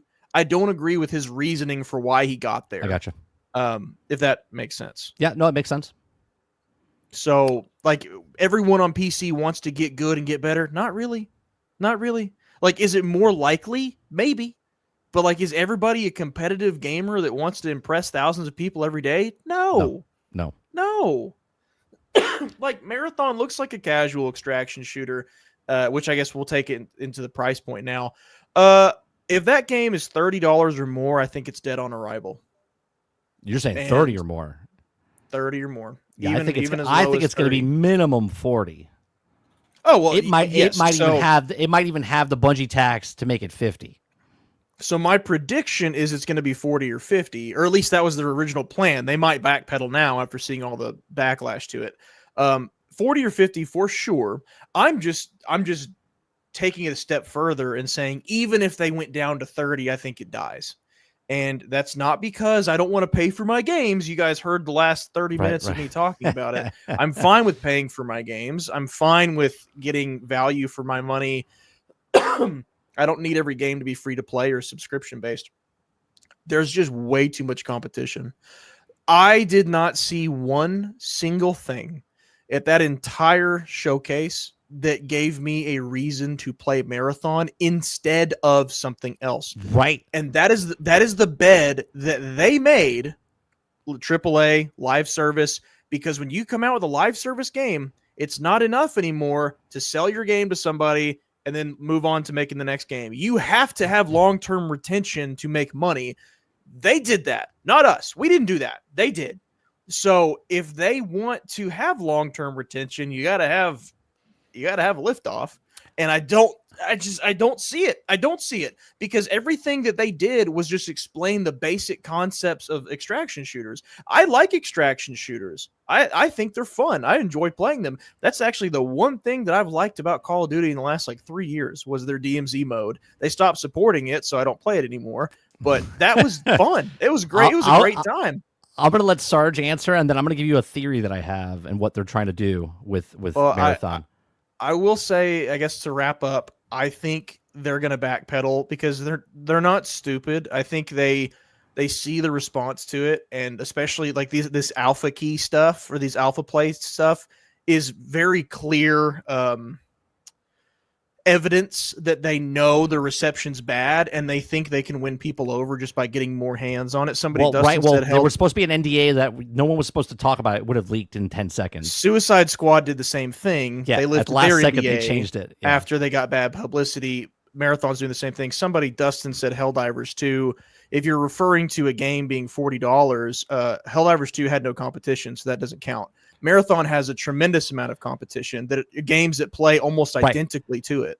So, Helldivers is also PvE only, right? So if there had been another game that was like that, think about how many friend scary games there are, like Repo or oh god, what are the names? Those Phasmophobia, Lethal Company. There's a bunch of those, and those are all PvE, but they're all competitive. So competition to each other. So if you come out with one right now that's not different from any others, why would anybody move from the game they already own, they already paid for, to a new game that's no different? And so with Marathon, I see the same thing. There's free-to-play competition, and there's competition that people already own. I did not see one reason of why anyone should care about Marathon. Shiny object it's colorful. That's it. That's the best I got. Is that worth $40? No. Is it worth, hey, I'll try this, it's free to play? Maybe. Yeah. So I think they're drinking the stupid juice if they don't switch to free to play. It's mind-boggling if they don't go free to play, in my opinion. Because we know they're going to charge microtransactions galore with season Of course, pass it's going to be a long-term live service game with $20 skins and battle passes. It's going to be a live service game, and I think people understand that, and they're not willing to jump into a premium game when they know that's how it's going to be, but they're willing to give it a shot if it's free to play. That's my opinion. I think it falls on its face. They will probably slowly support it over time. It'll have a fan base because there's people that like Bungie. It's not going to be what they need it to be profitable if they launch at $40. That's just me. What do you think, Sarge, about the aim assist and about the price? So much. Okay, so I'll try to get through this quickly. Okay, first of all, it doesn't matter if it's got aim assist or not. Aim assist is supposed to be for console players, not PC players, and having an on and off switch on PC for aim spot is the end of the discussion. Right? There doesn't need to be a discussion about whether it's there or not. If I have an option of on or off, then the discussion is solved. Right? Kingerd pretty much knocked it out of the park because I'm going to go down the same road, but I'm going to make it worse because of my bias towards Bungie. Right? I don't forget. I've known everything they've done. I know everything that Bungie has done up to this point. Right? Sony overpaid. They stepped in. They forced Bungie to make this type of game, even though Bungie did not want to make this type of game, but Bungie put themselves in this position yet again. We are witnessing the second round of Destiny 1 coming out and them having to save the game in the last 6 months of development before it comes out. It's exactly the same. It's exactly the same. The difference is, instead of having a cutting edge, we're going to jump into the pool and try something new type of game, we've got a game that's been out now for 10 years. Everybody has one, and you want us to stop playing everything else and play your game. Right. I got news for you. It's over. Okay? No amount of Bungie fandom is going to rescue this game and hold it afloat for more than a year. Yeah. It's just not going to happen, okay? Because I'm with right? you. A year sounds good. Because of the fact that you decided that you were going to make a game that, because of the fans, they're going to play it. Let me ask you a question, all you hardcore Bungie people, right? The team that made PvP and Trials, who cut off the game in the middle of the 3rd year and didn't give a shit about PvP for the rest of the entire lifetime of Destiny, you think those people give a shit about your PvP game? So now they're going to make an extraction shooter 3-on-3 PvP. Now we're supposed to care? You had the top of the line game 10 years running. PvP don't give a shit about. And they didn't support the PvP. They didn't support it at all. And now we're going to do a replay. Can't handle money. Management can't handle what's going on. They're now indebted to Sony, and Sony has them by the balls. They have no options. Yeah, it's a minimal viable product. That's it. It's what 100%. And right? that flies when it's free to play. Absolutely. That does not fly when you charge 40, 50 bucks. Tell me 5 months out. Tell me without telling me that you have no idea what you're doing, that you don't have a price point for this game yet. So Hello, here's my theory. It's not possible, bro. 5 months out, you know if you're charging for this game or not. This is how critical it is. How critical it is when this game comes out. If it's going to make any money at all, they don't know whether to charge for it or not Because they're changing their mind. Yeah, they're not confident in their game. They're not confident in the game. I think they change it to free to play. Even if they change it for free to play, here's my thing. Why they're putting the aim assist for PC? Okay, because they're doing crossplay. One, it gives them the best opportunity to look like there's a mass market of people that are coming into this game, right? Because more people play the Tarkov style games, extraction games on PC than console. They're trying to bring extractions to console. Well, so is Arc Raiders, so is Exoborn, so is a whole bunch of other ones that are coming out. Okay, Call of Duty tried it, but it's their fault. Yeah, continue. Yeah, but they're not supporting it anymore. They stopped supporting it. Why? Well, my opinion is because the only way to get people to keep playing was to give them meaningful rewards, and usually those rewards amounted to things they could charge for otherwise. Right, like the player base is not there, right? Well, yeah, I think it was more about monetization, but yeah, probably. Well, it's also a game mode within a game mode, right? They had Warzone, they had the battle, they had the extraction, they had a whole bunch of other stuff, thing about right? Marathon. Yeah, that's their whole selling point is here's our one game mode, right? Which some games do that and it's okay, but when your game mode doesn't appear to offer anything different from other game modes, some of them actually one of many modes within their games. What are we doing? Right. What are we doing? Well, here's my theory. Because they're talking about proximity chat, they're not putting it in and they said because of toxicity. Stupid. Okay? Bullshit. And here's why I think it's bullshit. They're putting aim assist in for PC, which means you think everyone's on console. Everyone seems like they're aim bots or bots. You can't tell the difference between real people or fake people. They all feel the same, right? They're making it level playing field across the board, so you can't really tell. 2, there's no proximity chat, meaning even if you wanted to speak to someone to see if that person was real, you can't anymore, okay? Meaning you can't tell if it's a bot and you can't tell if it's a real player because they're all moving the exact, you know what I'm saying? The movement's the same, but the shooting, you can't tell if it's a real person or not, right? Because they said that the NPCs in that game are really tough and really hard to play against, okay? So my theory is that this game's going to suffer with player base, but they're going to disguise it as the numbers are good, and you're going to think, like if us 3 went into a match, we're going to think that we're going up against the other 5 teams of 3 people in the match. There's 15 people in the thing, but really there's not, okay? Really, it's a small player field. They're going to spread them out and make you feel like Fortnite does, because Fortnite does the exact same thing. There used to be 100 people in the game, but now there's like 25 people in the game. Okay, and you get down to the last circle, and you have more wins. Convenient, right? Well, if everyone's winning, who's losing, right? You see what I'm saying? So they're trying to muddy the waters for Bungie because Sony needs this to be a hit. Absolutely. It cannot fail. It cannot be a Concord. It can't come out of the gate and everyone's like, no one's playing. You're not going to know if no one's playing because they can be like, oh yeah, my lobby's always full. Good. I always have people playing against, right? It feels good. I get the extraction. They're respecting your time because you're going in. You feel good about. I watched 5 different streamers play the game, and they were all super excited. Oh yeah, we got extraction. Oh yeah, we got it first.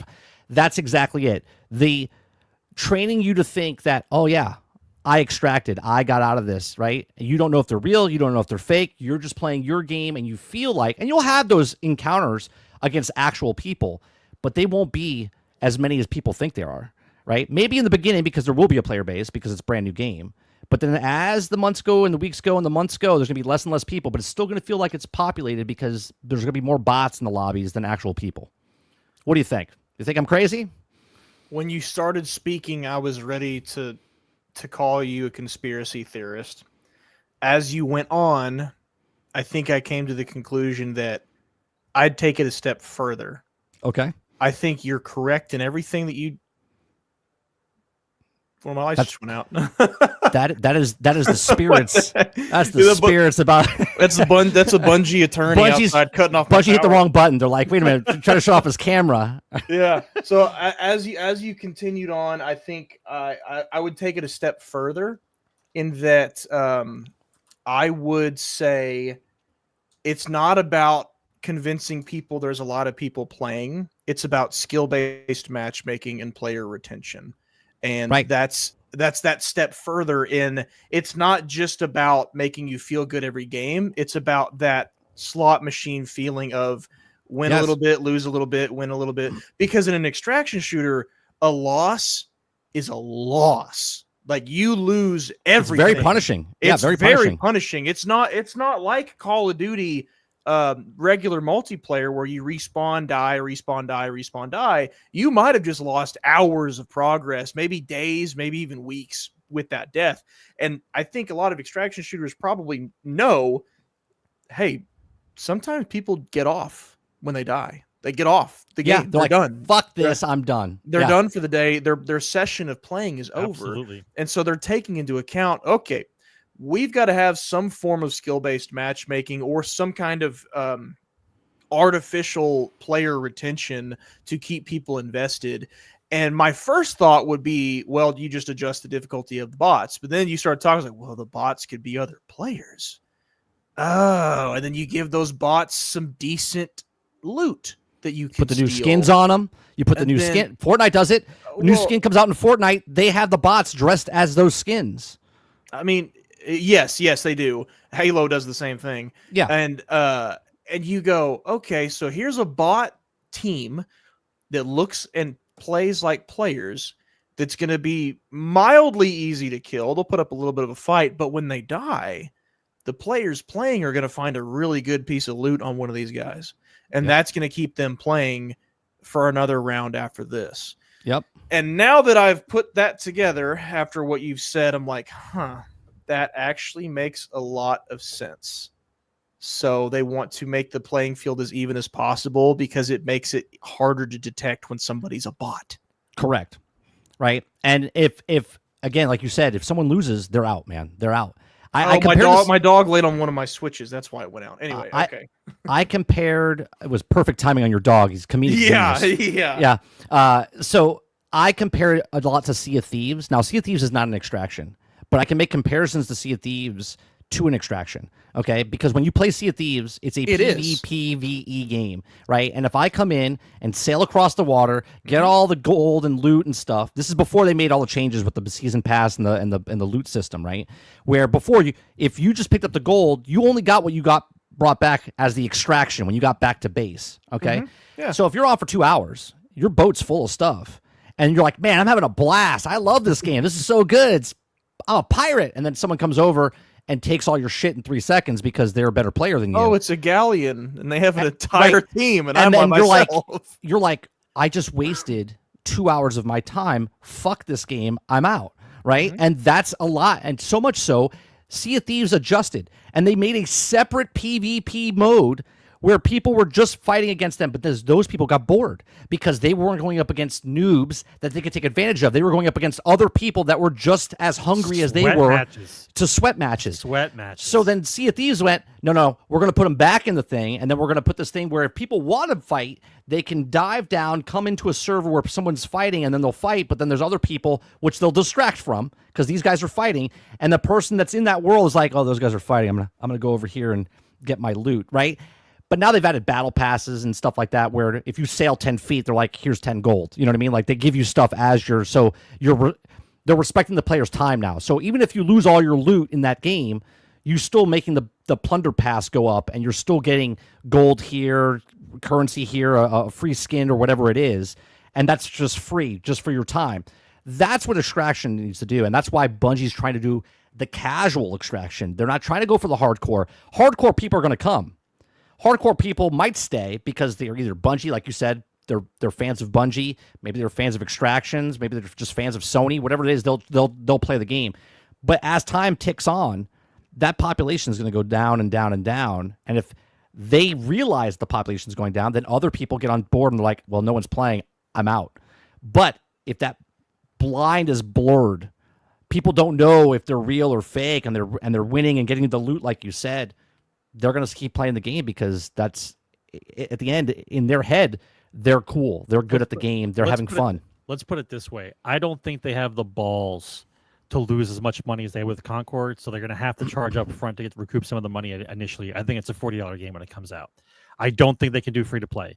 I think it's a mistake. I think that if there's anybody on that team that's smart enough in marketing, knows that if they release this game free to play, the population numbers are not going to stay high enough for long enough for them to recoup their money. They want to get as much money out of it as possible, and they're going to argue the fact that the hardcore people will stay in anyway, and so we want to take a little as loss as possible, so we have to charge for something out in the beginning. I think it's a $40 game. Dolphin, you do understand that the Crucible and Trials was such a small community, right? Everyone used to argue that, oh, so many people are doing the raid. Do you remember when they came out with the raid numbers, how many people actually did a raid? It was like less than 5% of the whole population. That's my favorite thing in Destiny was raids. Right, because we are the 1%ers, right? We're the 5%ers, and we feel like everyone's doing the raids. But very little people did the raids. There was less people doing trials than doing the raids. What were the trials again? Trials is the PvP, the ones that came around on Friday and left through the week. It was only on the weekends. Why do you think like they stopped supporting events? Why do you think they stopped supporting it? Because the numbers said that they weren't playing. Right, and then the people were paying to get dragged through because they couldn't compete because the 1%ers were destroying everybody. Is Wolverine here? Wolverine played it all the time, okay? Oh, Wolverine was heavy into that. Wolverine could tell you that he saw the same people playing through Trials because the population of Trials wasn't very big, right? And when I say not very big, I'm talking, let's just say, I don't know, 50,000, 100,000 people. That sounds like a big population, sure, but from the grand scheme of Destiny, that sold 15 million copies of Destiny 1 or 18 million copies on day one or whatever. Come on. That's how many they sold? In the beginning? Yeah. They've never actually officially said it, but people figured it out that Destiny 1 sold 15 to 18 million like in the first week or whatever. How bad does your game have to suck to not be able to pull that into a long-term game? That's crazy. And then Destiny surprisingly 1, from GDC, right? Yeah, Destiny 1. Yeah. When people stopped playing the campaign, when they hit the campaign, they lost 84% of their population. I believe it. I bought Destiny week 1, played it. I think because you played it and finished it. No, right? No. Destiny 2, I loved. Destiny 1, I bought week 1. I sat down and played it for about 2 or 3 hours and then returned it. Yeah, there's a lot of people that stopped. That was. And me. Then the developers talked about Destiny 1 and Destiny 2, they almost closed 2 weeks after Destiny 2 came out because they lost everybody. Like the whole population left. They had to shift gears and completely change what they were doing. In Destiny 2? Yeah. Destiny 2, yeah. Wow. I really enjoyed Destiny 2. I thought it was great. Yeah. I mean, I didn't play it when it first came out. There had been several DLCs out by the time I jumped in. Well, don't worry, you still can't play it. The Red War's gone. Well. Oh wait, is it gone? Is the campaign gone? Yes. Yeah, you can't play the campaign. The Red War is gone. Yeah. What? Yeah, the whole thing is. They removed the base game. Yes. Yeah, you can't play the base game of Destiny 2. Yeah. That's so correct. when they changed it to free to play, what's included in that? I think it starts at the. Someone that's played Destiny the last 3-4 years can tell you. It's a very poor beginning of a game. It doesn't explain a lot. The Red War is completely gone from the game. You can't play that. It doesn't exist. But that's like a or the first tutorial. expansion. There you go. Krebsy says or the first expansion. It's gone. That's the Trials of Osiris, right? No, I was forgotten. It was the Dreaming City, where the Dreaming City and stuff was. That one? I believe, the one big expansion where you get the I believe Dreaming so. City Again, and you talk to that big spider-looking dude who sits on his throne. Forsaken. There you go. Forsaken. That still, to me, holds firm as one of my favorite, most impressive DLCs I've ever seen in a game. You can't play that? It needed to be. Well, that's what got me in the game. That's when I started playing. Yep. I played that. That shows you how much pressure they were under. Wow. Okay. All right, let me bring up. Let's see here. We have a stupid statement from an ex-Activision employee. Let me see if I can find it. Otherwise known as a Monday. Right. Where is Xbox Game Pass? No, that's dude, not it. Leviathan Raid. I played that so many times. I give it to them. The raids were very, very fun. Very challenging, very fun. But just the way the game was constructed, I just got tired of it. I knew what they were doing, and I'm just tired of it. Aku says for $2, he says, Kingerd, we all had the same reaction. Is that for real? Like the Forsaken campaign? I'm gonna look it up so right now. Krebsy's saying Dreaming City is still a thing, but the story and Tangled Shore is gone. It's no longer. Wow. Yeah, it says it's no longer playable. Yeah. Well, it's okay. The Curse of Osiris and Warmind were the absolute worst DLCs ever created.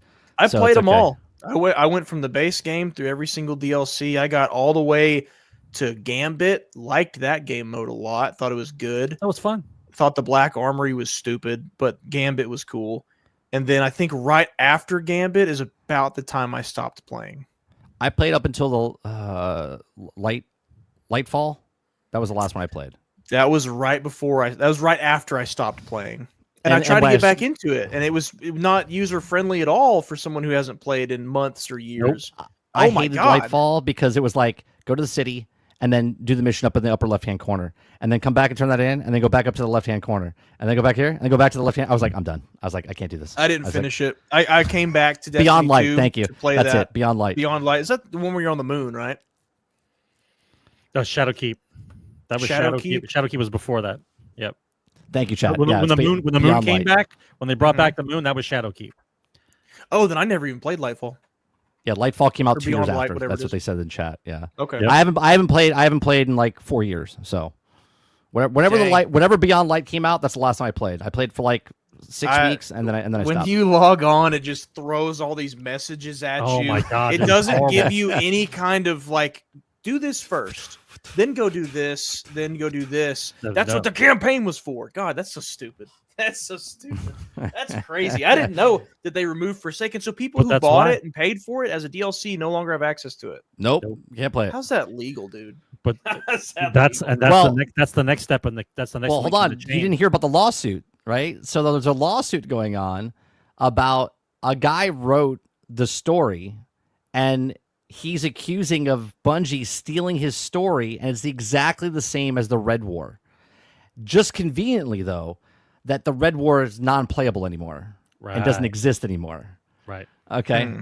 So he's saying someone stole his work and made the Red War. Okay. And he's trying to sue them, but conveniently, that's not able to play it anymore. So you be the judge. I'm not saying what they did or didn't do. So I can buy the Forsaken pack right now for $20.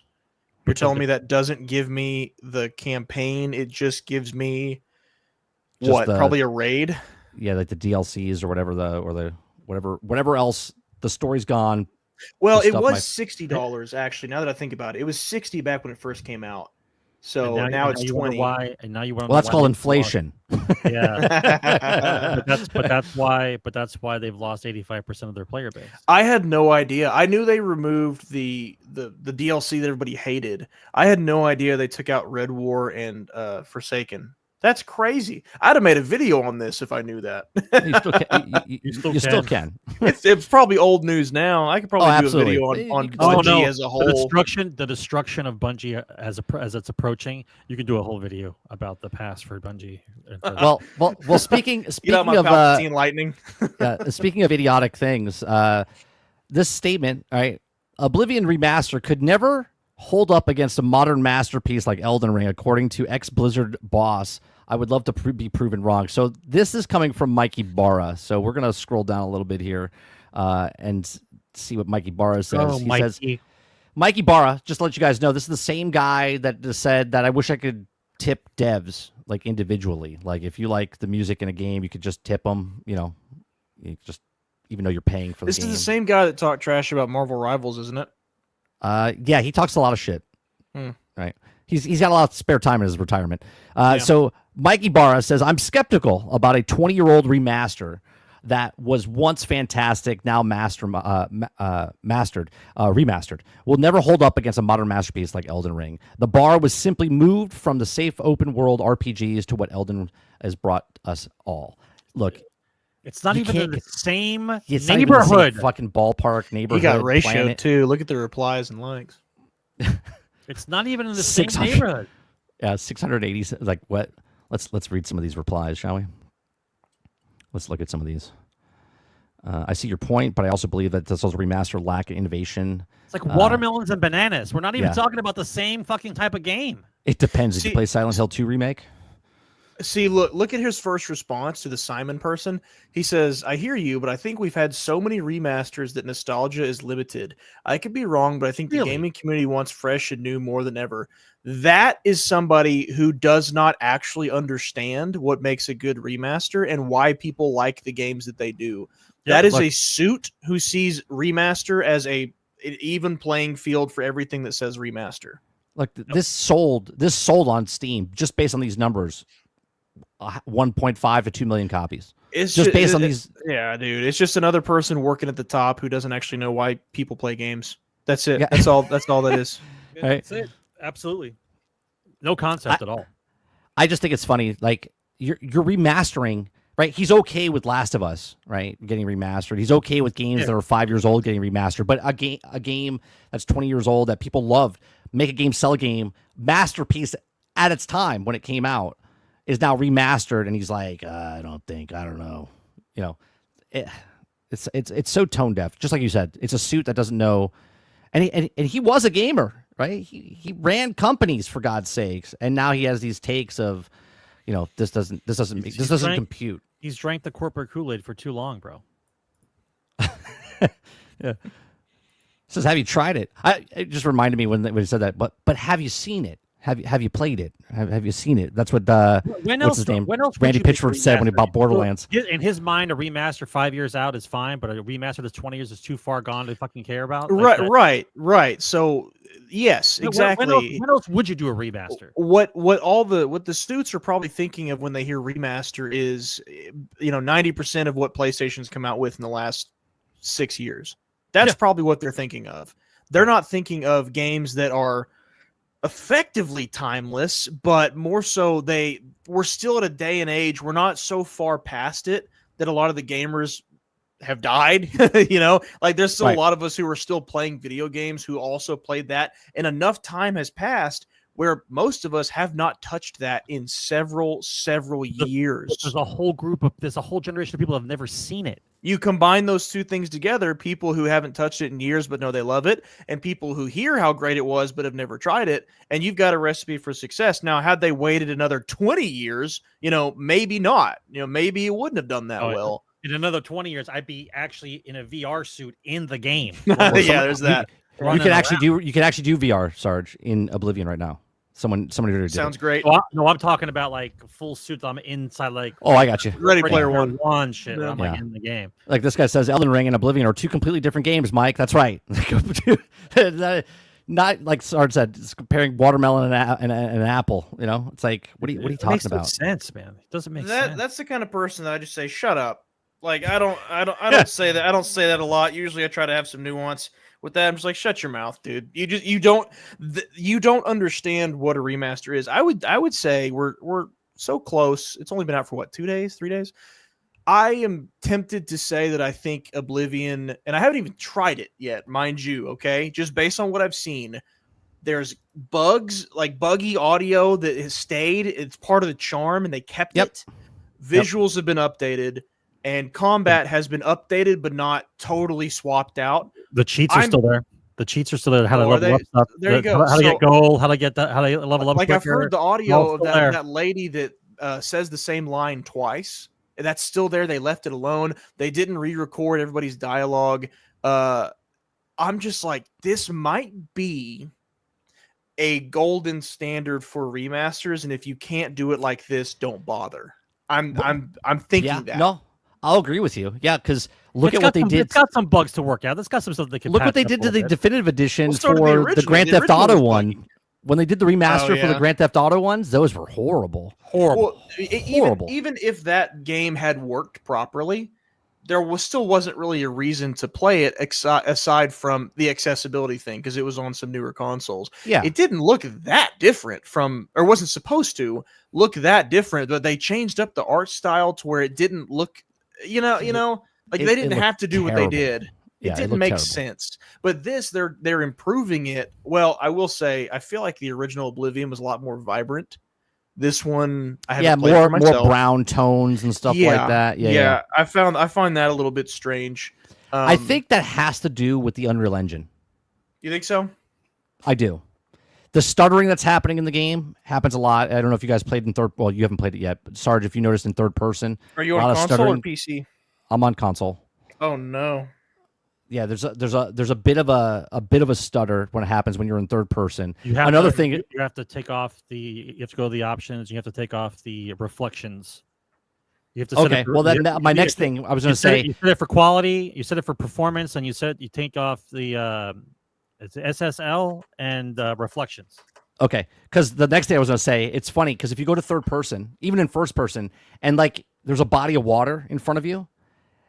It does this reflection, like, so you're like this big on the screen, but the reflection in the water is like you're a gigantic. Welcome to Arc. That has been Arc with Unreal Engine for against years. It, you're a giant, and you can see when you move the torch, you can see it in the water, and it's this giant torch or a giant head, and it's a little weird. So right? if you ever play Arc and you are I played it back in the day. If you're on like a bird or a pterodactyl, you'll fly over an ocean and you will see the silhouette. It's not a shadow. It's like a silhouette of you on the bird as a reflection in the ocean that's huge. Yeah. Oh, same thing. That's exactly what it is. Yeah, that's exactly what it is. I've seen the clip of somebody with a sword. They like turn and you see a line. I was like, oh yeah, that's Arc. Which I'm like, Arc is also on Unreal Engine. So I was just going to ask you. So Arc is Unreal Engine, right? Yes. Yeah. So there you go. So there's something with the Unreal Engine that does it. Unreal Engine's about to break, dude. I mean, it's already got some stuttering issues on several games that really shouldn't have it. I think we're going to have an Unreal crash at some point. I don't know when it's going to happen, but it's going to happen. Devs are going to get fed up with it. Customers are going to get fed up with it if they're not already there. So Aku says that at 30, the color is an Unreal Engine thing. Yeah. So there you go. Strange. So, real quick, speaking of Unreal Engine, we have Fortnite, right? I know you guys are big Fortnite fans. My son's losing his mind, by the way, because Star Wars is coming in, right? And he is a Star Wars nut job, okay? And he's excited about this. Darth Jar Jar's coming in, Mace Windu's coming in, Palpatine's coming in, some other. But each week, I think this is pretty cool. This is more of just telling people, right? So May 2nd, they have the Imperial takeover. Right now, if you turn on Fortnite in the distance, you see the Death Star slowly approaching, like it's out. And so tomorrow it'll get closer and closer, and then May 2nd is when it takes over. So then on May 8th, a week after, it's the Pull of the Force. So there's like different events that are happening. Then May 22nd is Mandalorian Rising. Then May 29th is the Star Destroyer Bombardment, which I think there's going to be Star Destroyers in the air, because I listened to the guy what's his name that played Jar Jar? I don't remember the actor. His name. Yeah, I don't remember his name. They were interviewing him, and he was talking about how you and your friends will be in X-Wings, and you'll be attacking the Star Destroyers. Right, which I think is pretty cool. I mean, we're talking about Fortnite here, okay? And then we have the Death Star Sabotage that comes out on June 7th. So it's got 5 weeks that they're constantly bringing stuff in to the stuff. So I don't know. I think it's pretty cool. What's that gap between the 8th and the 22nd, though? The 8th and the 20. Yeah, it's every week except between the 8th and the 22nd. There's a big gap. 22nd. 29th and the 7th. It's there every week. But 7 days on 8 is not 22nd. He's saying there's a week that they skip between the 8th and the 22nd. There's nothing going on. Maybe even 2 weeks. It's just 9 days. It's 9 days, right? Because 31 days. No, right? That's 2 weeks. That's exactly 2 weeks. It's 14 days. Yeah. Is it? I don't know. So maybe the pull of the force is just a bigger event. Maybe. Oh, Kansas is the same Memorial Day. Maybe that's what it is. They take off that the following week, maybe. They've really live service. They're not against launching Ahmed events Best. on holidays. Thank you, Aku. Ahmed Best. That's it. So here, we'll look at this trailer a little bit.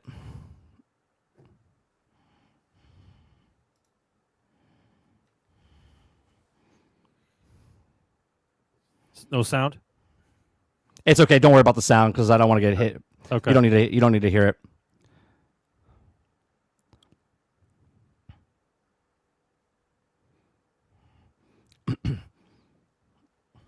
Just makes me wish they'd make another good Star Wars game. How dare you ask those questions? Whoever came up with Darth Jar Jar should be getting paid.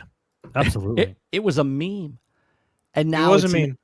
Now it's in the game. Whoever first posted that video of Jar Jar in episode 1 It's a good theory. doing things that are like, you kind of look like a Sith. Whoever posted that should be getting royalties. Genius. It's genius. I like the theory. It's a good way to turn something bad into something interesting. Yeah. Well, you know what though? That's what I like about fandom, though. I like when us nerds can talk about things and just have jokes. You know, like the theory I just did with the marathon, right? With not the public chat. You know, no community chat. We can't talk to each other. They have bots in. That's a speculation on my part, but at the same time, it's like plausible, right? And that's what Jar Jar is. Jar Jar, it's plausible. He could have been a Sith. The fact that they had the balls to put Darth Jar Jar even in the event, I think is kudos. It's good. Well, he's already he became inside a Lego movie that they did, right? Galaxy. I saw that. They put him in that show. My son watches it all the time, and now they put him in the game. So this is his second appearance in an actual thing, and technically that's canon now. Darth Jar Jar is canon. Darth Jar Jar is canon because of the Lego thing. Yeah. I was sitting up late one night visiting my parents on a holiday while I was in college, and there was just nothing to watch on TV, and so it was like a Lego Star Wars special. I was like, oh, yeah, sure, I'll turn it on. And throughout the whole episode, whatever it was, I can't remember, they kept making jabs at Jar Jar. Like they just kept just a little thing here and there. Yeah. He's kind of like the punching bag, but he was never like a big part of the scene. And like a ship would be flying and they'd hit some debris, and one of the debris would be Jar Jar, and he just gets hit and he flies off into space. But then there was one where it was like Palpatine he says something to him. I don't know, but Jar Jar turns around and he's like wearing a hood and he laughs like a Sith. And I was just sitting there in my parents' guest room at like 3 a.m, like they acknowledged it. They did. And now it's in Fortnite. Okay, sure, bring it on. Right. I guess. I mean, now, $12, but sure. Look, I'm gonna play it with my son because he wants me to play it with him.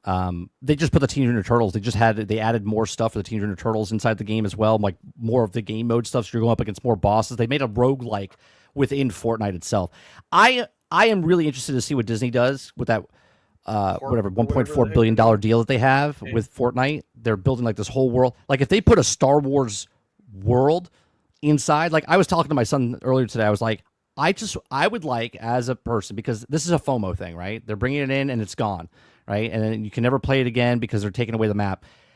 I think it would be smart of Fortnite, because there's all these different maps that you can download and play in different things. They don't care where you're playing as long as you're playing in Fortnite, right?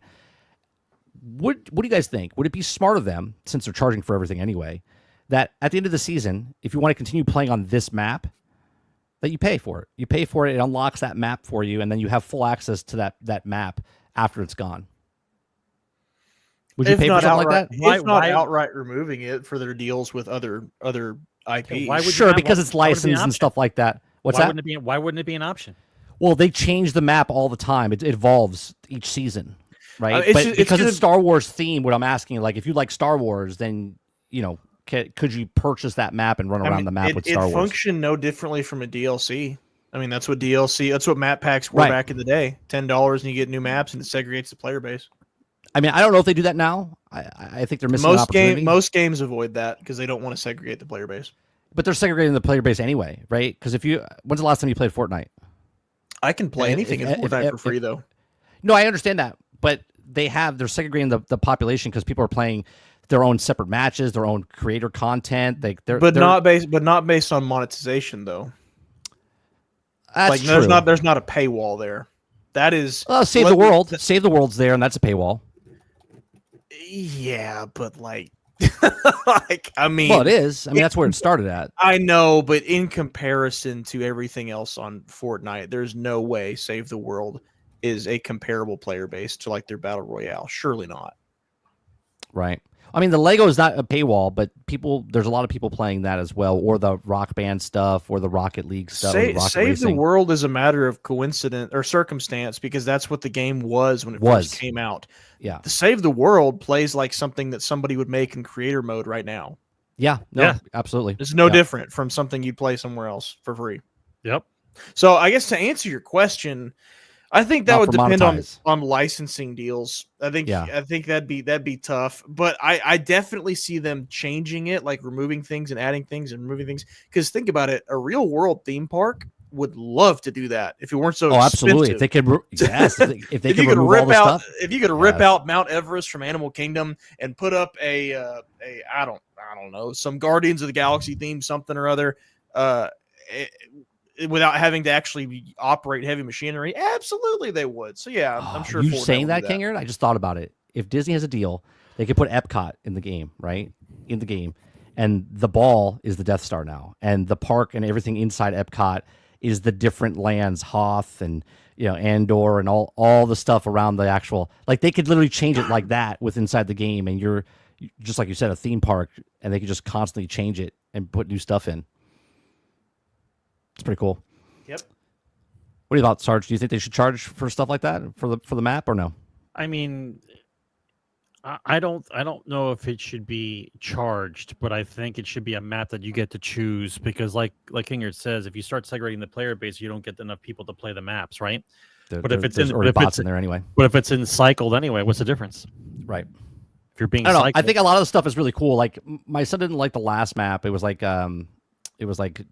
Japanese themed or whatever. I don't know what the whole thing was, but there was they're just trying to keep it fresh. No, I get it. So they add stuff different places, and he's like, this map's not that good, but the one before that he really loved, right? So what I'm saying is, if you like that map, you should be able to maybe go back and play it. But maybe you can, maybe in the future. I don't know. But Fortnite also revolutionized monetization in casual gaming as we know it, because they were willing to take the risk to say, okay, let's make this accessible as possible to as many people as possible, and the extra is what we'll ask them to pay for. So I would say they probably will not have paywalls to these worlds, but they will absolutely have several things monetized within them. Like they've already talked about people being able to buy, say, like shoes in the game, and you get them for your character, but then you also get a package of shoes delivered to your house.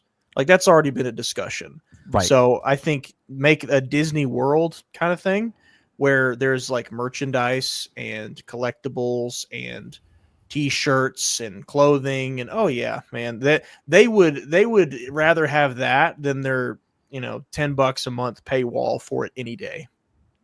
All right, this next thing I want to show you guys, okay? Because I worked in the film industry, and I saw this, and it kind of irked me a little bit, right? A lot, actually. This is not the first time it's been done, but how egregious this is of what they're doing here, okay? So the top is Rebel Moon, okay? This is Rebel Moon that came out in 2024. Zack Snyder directed this.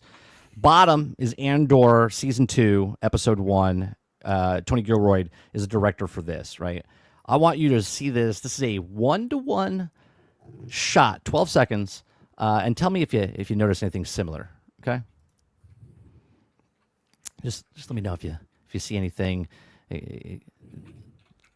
somewhat like the other one. One of these things is like the other. It's ludicrous. Okay. Like it's 12 seconds. Now you could say, well, it's only 12 seconds. And if we go, little frame by frame here, it's literally composed the same. There's 3 people in the scene. This person's standing in the back, this, foreground, background. They move them a little closer to each other. Then they go to the next shot. Even the girl they hired here looks like this girl over here, for God's sakes, right?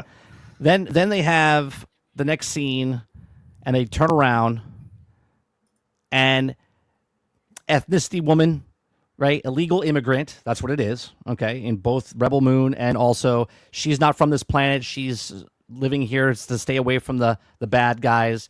You know, she's here in the backward planet here. And then all of a sudden they look up and look, there's the bad guy's ship and there's the bad guy's ship coming to the outer ends of the realm. Okay. To come and, you know, scare these people and take over stuff. And then it cuts back.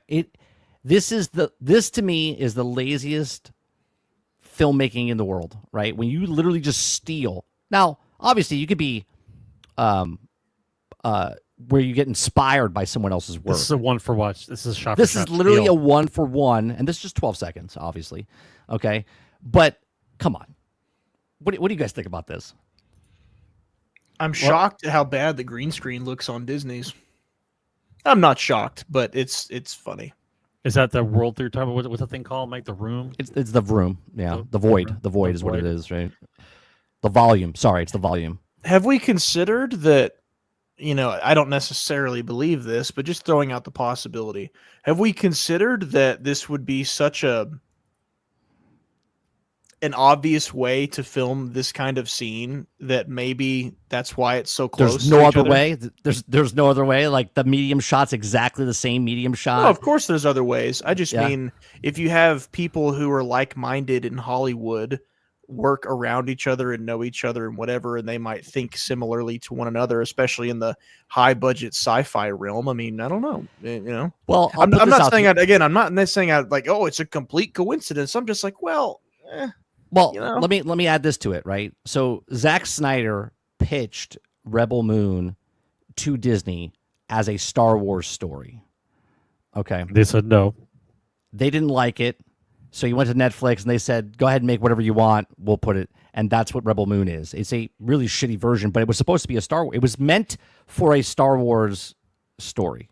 Okay. And then you have Andor coming out, which I didn't watch season 1, but there's bits and pieces that kind of overlap of what's happening in Rebel Moon compared to what's happening in Andor. So I don't know. I find that a little weird. You could say maybe that when Zack Snyder showed his script or showed his things to somebody, they just straight up stole them. Yeah, where's the line? Like I said earlier when we were off stream, where's the line between homage and ripoff? And it'd be really weird for them to be doing like a homage to Rebel Moon, because that I wouldn't think that's something that. Well, that's another thing, right? If you steal something from someone you don't think that's anyone's say, would anyone notice? If someone hadn't told me, would I notice? No. Right. Because I haven't seen Rebel Moon. So you would know that it was stolen because no one watched it. No one watched Rebel Moon. Right. I think I get what you're trying. I think I get what you're trying to say. Like if it was homage, you'd think it'd be something. Was it any good? Did you watch a lot of their audience had seen? I watched the first part 1. It was terrible. I mean, I don't mind watching outside of Star Wars sci-fi movies just to see what's going on. Somebody's got some shit going on. Like I loved Battle Angel. I thought Battle Angel was really good. You would watch it, Sarge, and you would know everything that's happening before it happens. It's just lazy. Yeah, it's very bad writing. So Rebel Moon released in December of 2023. Yep. Season 2 of Andor stopped filming February of 2024. Yeah. They watched Rebel Moon. They saw it and watched Rebel Moon, and then they made this. Right. Lazy. It's lazy, bro. It's lazy. Oh, big yikes. It's lazy. Like I get it. If look, I'm not saying like obviously there's going to be overlap of people getting inspired and taking shots. Sure. Okay. But you literally, but not 12 seconds line for line, the shot for shot. Well, you can look at stuff, right? I mean, look at this. It's literally the same lens, the same distance, the same composition. Like it's just like they straight up took it. And Rebel Moons looks way better, by the way. Just throwing that out there.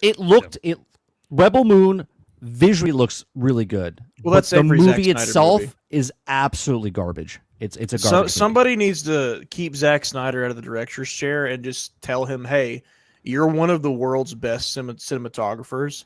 Stop doing other things. Like just just make the shots look pretty. That can be your job. You know what'll be a really good thing? If you put Lucas's brain with Snyder's cinematography with Nolan's writing. Oh, that would be the perfect director. That would be the Thrawn trilogy. Yeah. But the director has to approve the cinematographer's use of slow-mo. You put John Woo in there, put some doves and super slow motion, and everything will be fine. It's actually really shocking how many movies or projects of Zack Snyder's include not just slow-mo, because we all know he does that too much, but also specifically when someone fires a gun, there's a slow-mo shot of the casing falling and hitting the ground. Well, yeah, that's every director has their signature, right? J.J. Abrams got lens flares. Okay? Oh my god, the fucking lens flares. Right? John Woo, he's got the doves in every movie that he's ever done. Right? You got Zack Snyder with the bullet shell, the casings and stuff like that. Michael Bay's got the over-exaggerated explosions that happen. Right? They all have their small little things that they do. Right, the explosion that he shows, like we would destroy a city block. Meanwhile, like 22 different camera angles on one explosion in slow motion. Right? Get Ryan Johnson back? Absolutely not. Oh my god, El Nini's trolling. His trilogy's still not denied. By the way, his trilogy's still not denied. So I don't know. All right, let's go with the only trilogy that will bring Star Wars back. The only one is the Thrawn trilogy. Oh. Kingerd, can you stay around for a Q&A a little bit? Or you got to go? Yeah? All right, chat. The red bar is on the screen. If you want to ask a question, put a Q in front of your comment. While you're doing that, I'm going to read off some super chats or members that said earlier or re-up their membership. Rachel says, I want to see the Barbie. Okay. Thank you very much for the 2 months. I don't know what that's into. And then Dolphin says, Kingerd sounds like Travis if he didn't pre-order. Thank you very much for the 21 months. So thank you very much, Mo, Rachel, and Dolphin for the ups on the memberships. So put those comments in. We'll mark them and then put them into the I would watch Andor if I gave a shit about Star Wars anymore, but I just can't watch it. Did you guys happen to see the conversation about the scene of attempted assault? Yeah. Okay. So I saw the statement, and I was like, "Why is that in the show?" Right? Just the heading. I was like, "Why is grape in a show?" Okay. But then I saw the scene. And it's a nothing burger.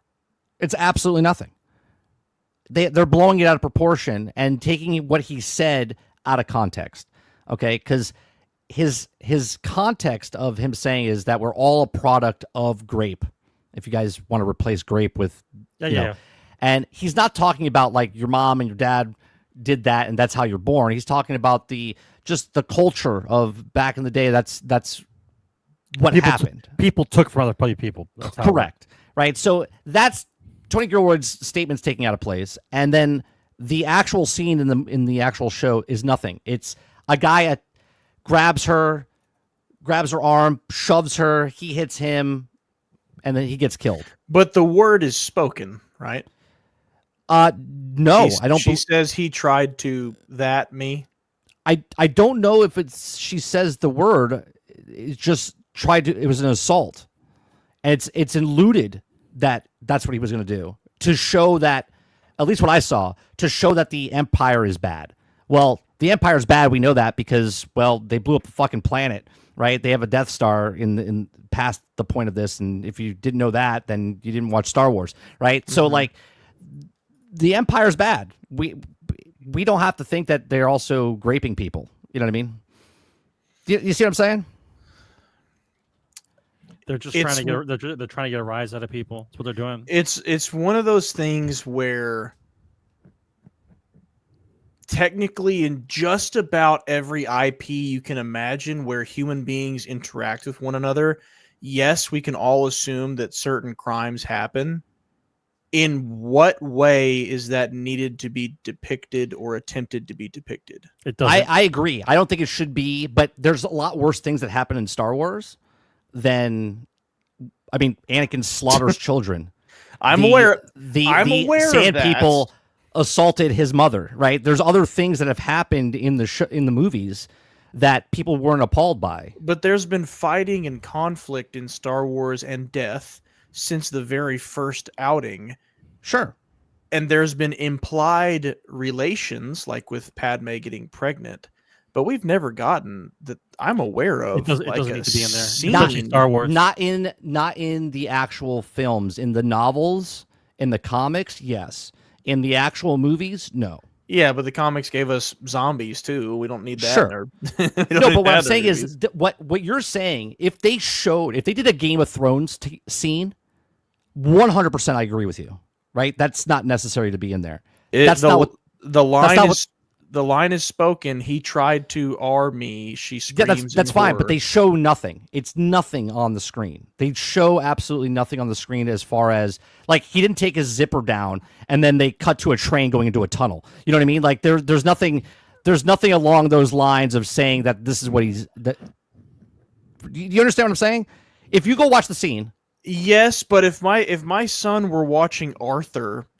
And then your son shouldn't be watching this. This show is not for children. It's more adult content. No. Star Wars is for children. Andor is not. Andor is for more adult audience. That's the problem, though. Does it say that at the beginning of the show? This is not for children. Andor is more of an adult. I believe the rating's a little higher. I believe so. At the beginning, it's not meant for 10-year-old children. It's more boots on the ground, gritty. That's what it is. Star Wars shouldn't have it inside. Yeah, I don't at all. The mental gymnastics to say that is like, okay, I can't wrap my head around it. Well, here's where I stand on it. Right, I don't think Rogue One, even though I think Rogue One's a great film on its own, and Andor fits in that with the grittiness of it. I don't believe it belongs in this Star Wars story at all. I gave an example in my Discord the other day. It would be like taking, because of how it's filmed, the feeling of Star Wars, it's real tones, but not, you know what I mean? It's more for kids, right? It's meant more for stuff. They allude to things that they don't show the things, right? They're all filmed the same. They all had that same feeling to it. Rogue One it's like Saving Private Ryan inside the Star Wars universe, right? It's very like dreary, dark. It's all that stuff. It would be like taking Nolan's Batman, okay, which is dark and gritty, and then throwing Tim Burton's Batman in the center of the trilogy that's happening, right in the center, because his is completely different. His is very comic booky. It wouldn't fit in that style. Star Wars is that style, and then Rogue One's in there. And if they did the whole trilogy or the whole anthology, whatever, like Rogue One, I think it would be awesome. Movie. It'd be a different movie. It'd be awesome. But that's not what it is. Rogue One sticks out like a sore thumb to me. Great movie on its own, but it's not a Star Wars movie to me. It's a movie that's taking a Star Wars story and making it more gritty and more adult. That's why it says a Star Wars story in the very beginning. Yeah. You see where I'm coming from? I don't think. I think you're right, but I think there's a limit. Yeah, there shouldn't be there's got to be a line in the sand somewhere where we go, okay, there are certain boundaries we don't cross because Star Wars is still associated with children's toys. Yeah, but children's there's genocide entertainment inside Star Wars. Yes, but it's done in a cute way. I understand that, and what I'm telling you, the Last Airbender has genocide too. No, but what I'm saying is cartoon. The actual scene, they don't show anything. They don't do anything.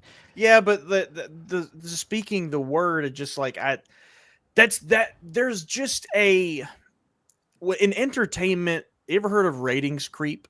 Like you are familiar with that term? No. So ratings creep, we've all seen it. It's when movies of certain ratings start to allow a little bit more and a little bit more and a little bit more. And then over time, what would have constituted maybe PG-13 would now go in a PG movie, or maybe something that used to make something R now goes in PG-13. They've been doing that for years.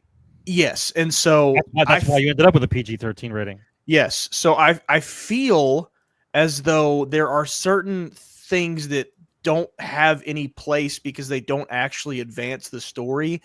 And with Star Wars specifically, I'm like, there's got to be some tie to what Star Wars is and always has been. Maybe it is a more mature story we're telling, but you have to assume that at least somewhere there's a family and parents and kids who are associating the Star Wars IP with children's entertainment.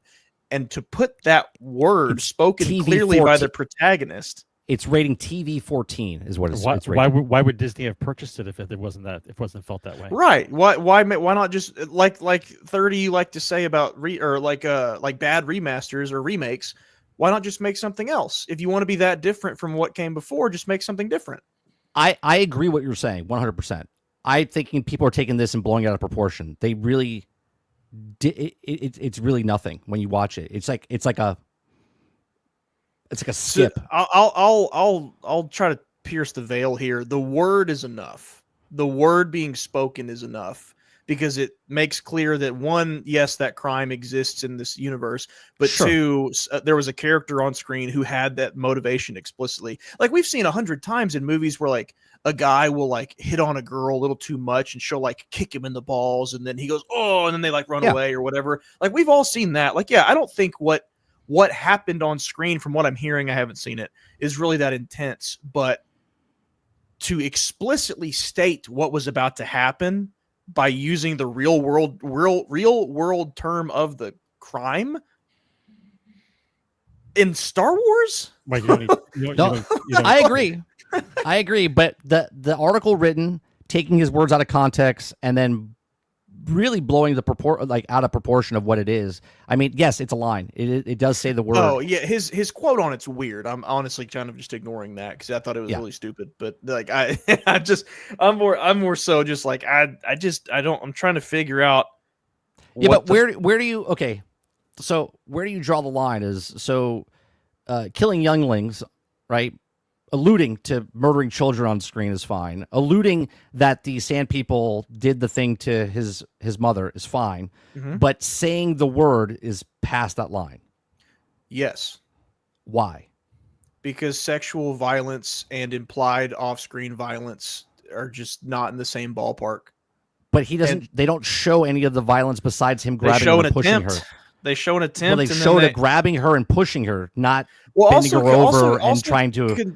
Consider that we're talking about Star Wars 1, the very first piece of media anyone ever consumed about Star Wars, and we saw burning, smoldering skeletons. Yeah, first thing you see is we his saw aunt and uncle an arm chopped off with blood, which really it should have been cauterized, but whatever, it doesn't matter. We see an arm chopped off with blood. It was a dull blade. It was a dull blade. Yeah, but dull lightsaber. So like we have violence established in Star Wars from day one. Never has there been sexual violence until Andor season 2. Mm-hmm. Why, Dave? You never got that from what happened to Anakin's mom. What did you think they were doing to her? I never got that either. What do you mean? Because you were a kid when you watched it, but that was there. I've watched it as an adult. Okay. They were just tied her. They just tied her there for no reason? But Anakin didn't go into her tent and she said, Anakin, they did blank to me. That's the difference here. Right. That's the difference. I get what you're saying. I'm just saying there's been a lot of stuff in Star Wars over the years. Well, we'd be stupid not to say that a galaxy full of that many people with that many things going on, that crime has never happened. Of course, but it's not mentioned. It's just done. But it's not. But that's just that's never been a part of the Star Wars formula. Why does it have to be now? Jabba the Hutt putting Princess Leia in a slave outfit, right? Implied, but not implied. Shown. Implied, but not shown. He brings her in and licks her and stuff, right? Yep. That's sexual assault. Yep. Yes. That's shown on screen. But there's lizard. It's a fake slug. Okay. You got a giant human. You got a giant worm making his slave woman look attractive versus a guy forcefully grabbing a woman and the woman saying he tried to R me in a Star Wars. You've got to recognize there's a difference between these two things. The difference is that the Twi'leks inside his place are there for pleasure. right? He captured Leia, put her in the slave outfit because he has an infatuation with and humans. they're shown dancing and posing, yes, in Correct. skimpy outfits. Right? Correct. These are implied things being shown on the actual screen. Okay? He doesn't say the word, but not aggressive assault of that nature. Creepiness and slavery, yes. Oogling with the eyes, yes. But grabbing and pinning against the wall. The line is very blurred now because people don't understand what these things actually mean. Sure, but again, the scene doesn't show anything. That's what I'm arguing about. The scene doesn't show anything. You're saying because she says that he had said that he was going to do that. That's the line. But they don't actually show it. Yeah, if it was Game of Thrones where the little boy's in the window and two people are going, at it, that's completely different. I agree 100% what you're saying. But the actual thing that happened and just her saying the word? So without seeing it for myself, what it sounds like is that, he's mean to her and he roughs her up a bit, but then like she says afterward, like he makes her a proposal and she declines. Yeah, basically she's an illegal immigrant. And he says, look, I know you're illegal, basically. Okay. This is what happens. Okay.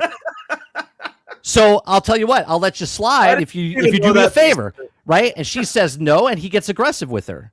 Okay. And then he dies. Okay. So that being said, and then her, like, maybe she like kicks him. And like I said, yeah, like she runs. Then they scuffle. Like, okay, yeah. That we've seen 1,000 times. That's what it is. But it's never explicitly stated to the audience, both children and adult, what that was.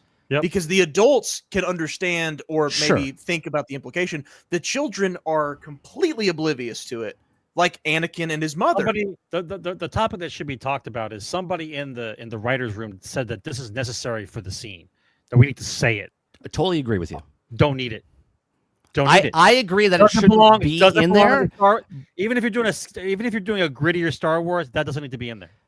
And I agree 100%. I agree 100%. Just remove that dialogue. I agree with you 100%. It shouldn't be in Star Wars, but again, what they're showing, what they're saying, is completely two different things. Let's play T-ball. Let's set up the scene. Let's set up the word, and then watch to see what happens. What group in social circles is going to talk about it? You did it on purpose. You did it on purpose. Talking. Yeah, they want people talking. Right? Yeah. If you T-balled it up, you didn't need. 100% doesn't need to be there. I mean, you did it on purpose. There's more stuff. There's more stuff in Andor about what's happening in modern day politics than there is of that scene we're talking about. We haven't got enough for that from Disney. She could have just said he was a creep or something. Sure. And I wouldn't have a word to say about it. I would have nothing to say about it. It's the tearing through the veil between Star Wars escapism and adult dark reality. First of all, would that word even mean the same in a galaxy far, far away? You know what I mean? They could have said any other thing. Yeah. They could have thrown in. They could have made up a word. That's correct. I don't know. That's correct. They could have made up a word. They didn't have to use the purpose. They didn't have to use the English language of that. They could have said it in whatever language, and you wouldn't have known any better. Exactly what we're doing now is exactly what they wanted. You wanted to have conflict of this kind of thing in a fucking Star Wars show when none needed to be. None. Yeah, like when they say "dare Fank," you know what I mean? Like they're cursing, but they're not cursing. You know what I mean? They're saying their own curse word in the Star Wars Guardians universe. Of the Galaxy, the game? No, I've never played it. Are you serious? Yeah, I never played it. Yeah, really? I own it, but I never played it. Dude, go play it. For starters, go play it. Second, they do that a lot. There's a lot of cursing in that game that's not cursing. Outer space. It's outer space. It's their language, right? Where they get away with it, and that would have been more realistic to me. So if it was the word, but we don't know what that word is, you would have to look it up on Wiki. What is that? Yeah, it's implied, and they say that word. Then it wouldn't have been. Yeah, there would be no conversation whatsoever. Can we get to the questions, please? I'm gonna go down this fucking road with this fucking. Sure. Let's get to Q&A.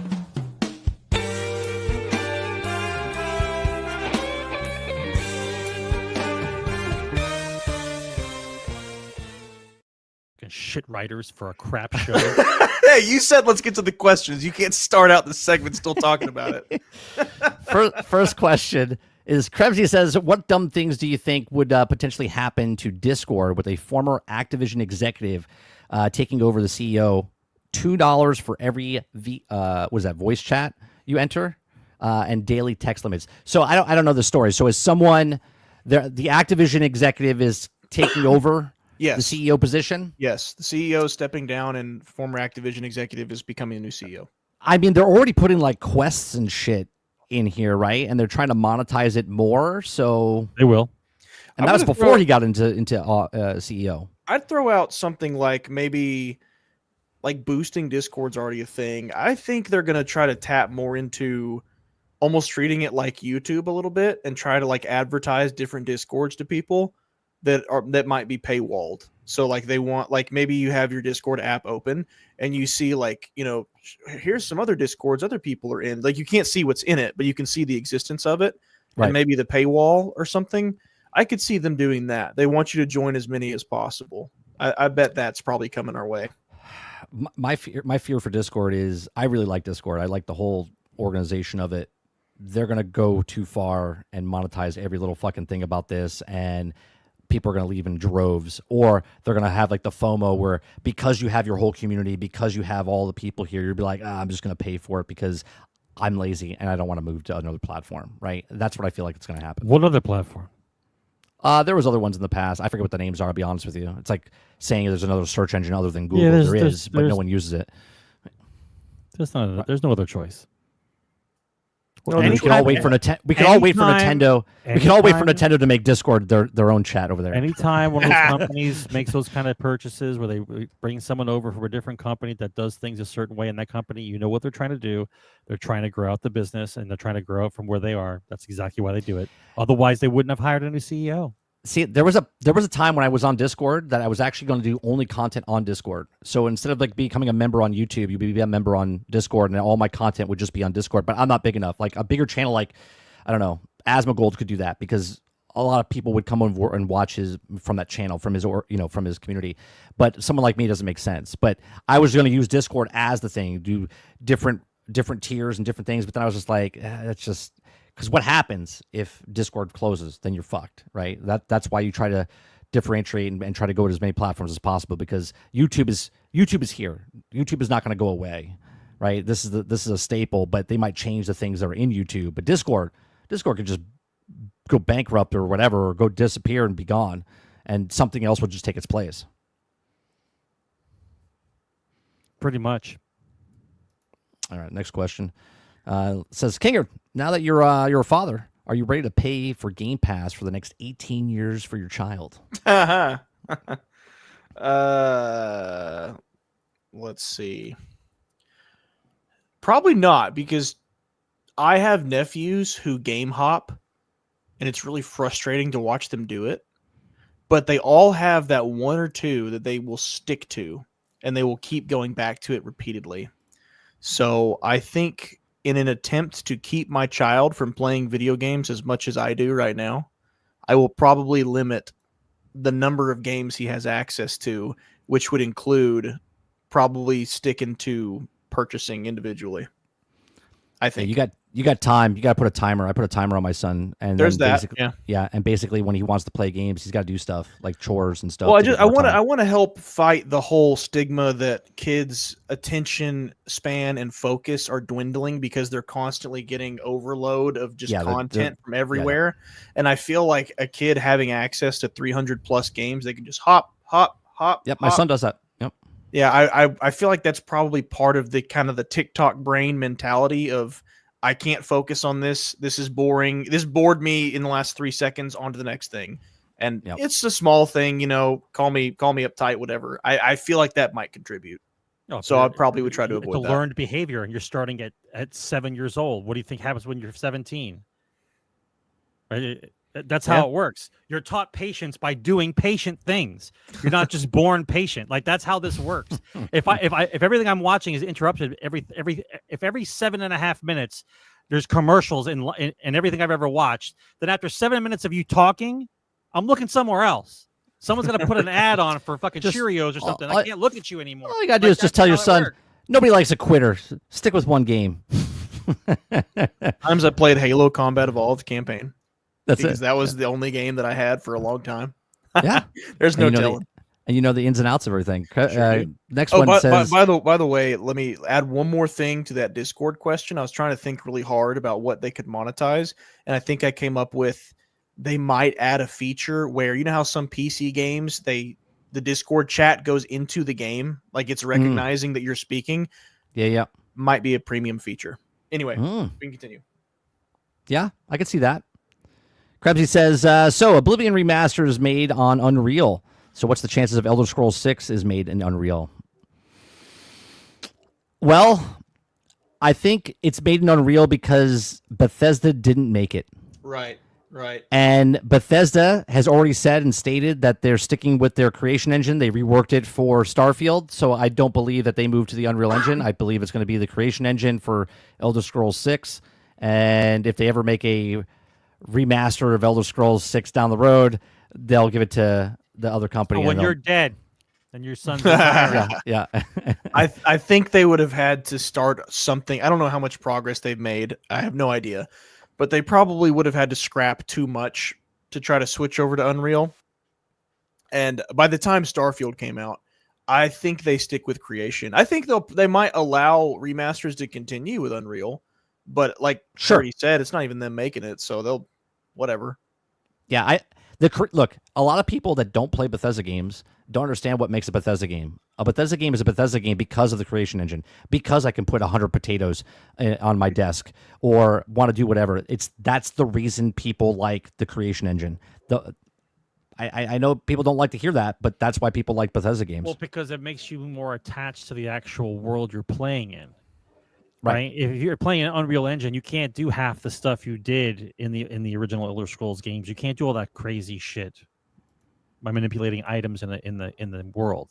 That's just why this is part of the charm of it, right? But is it redonkulous now because people have been playing it for this long, and it's like patching together a car that's falling apart? Just buy a new car.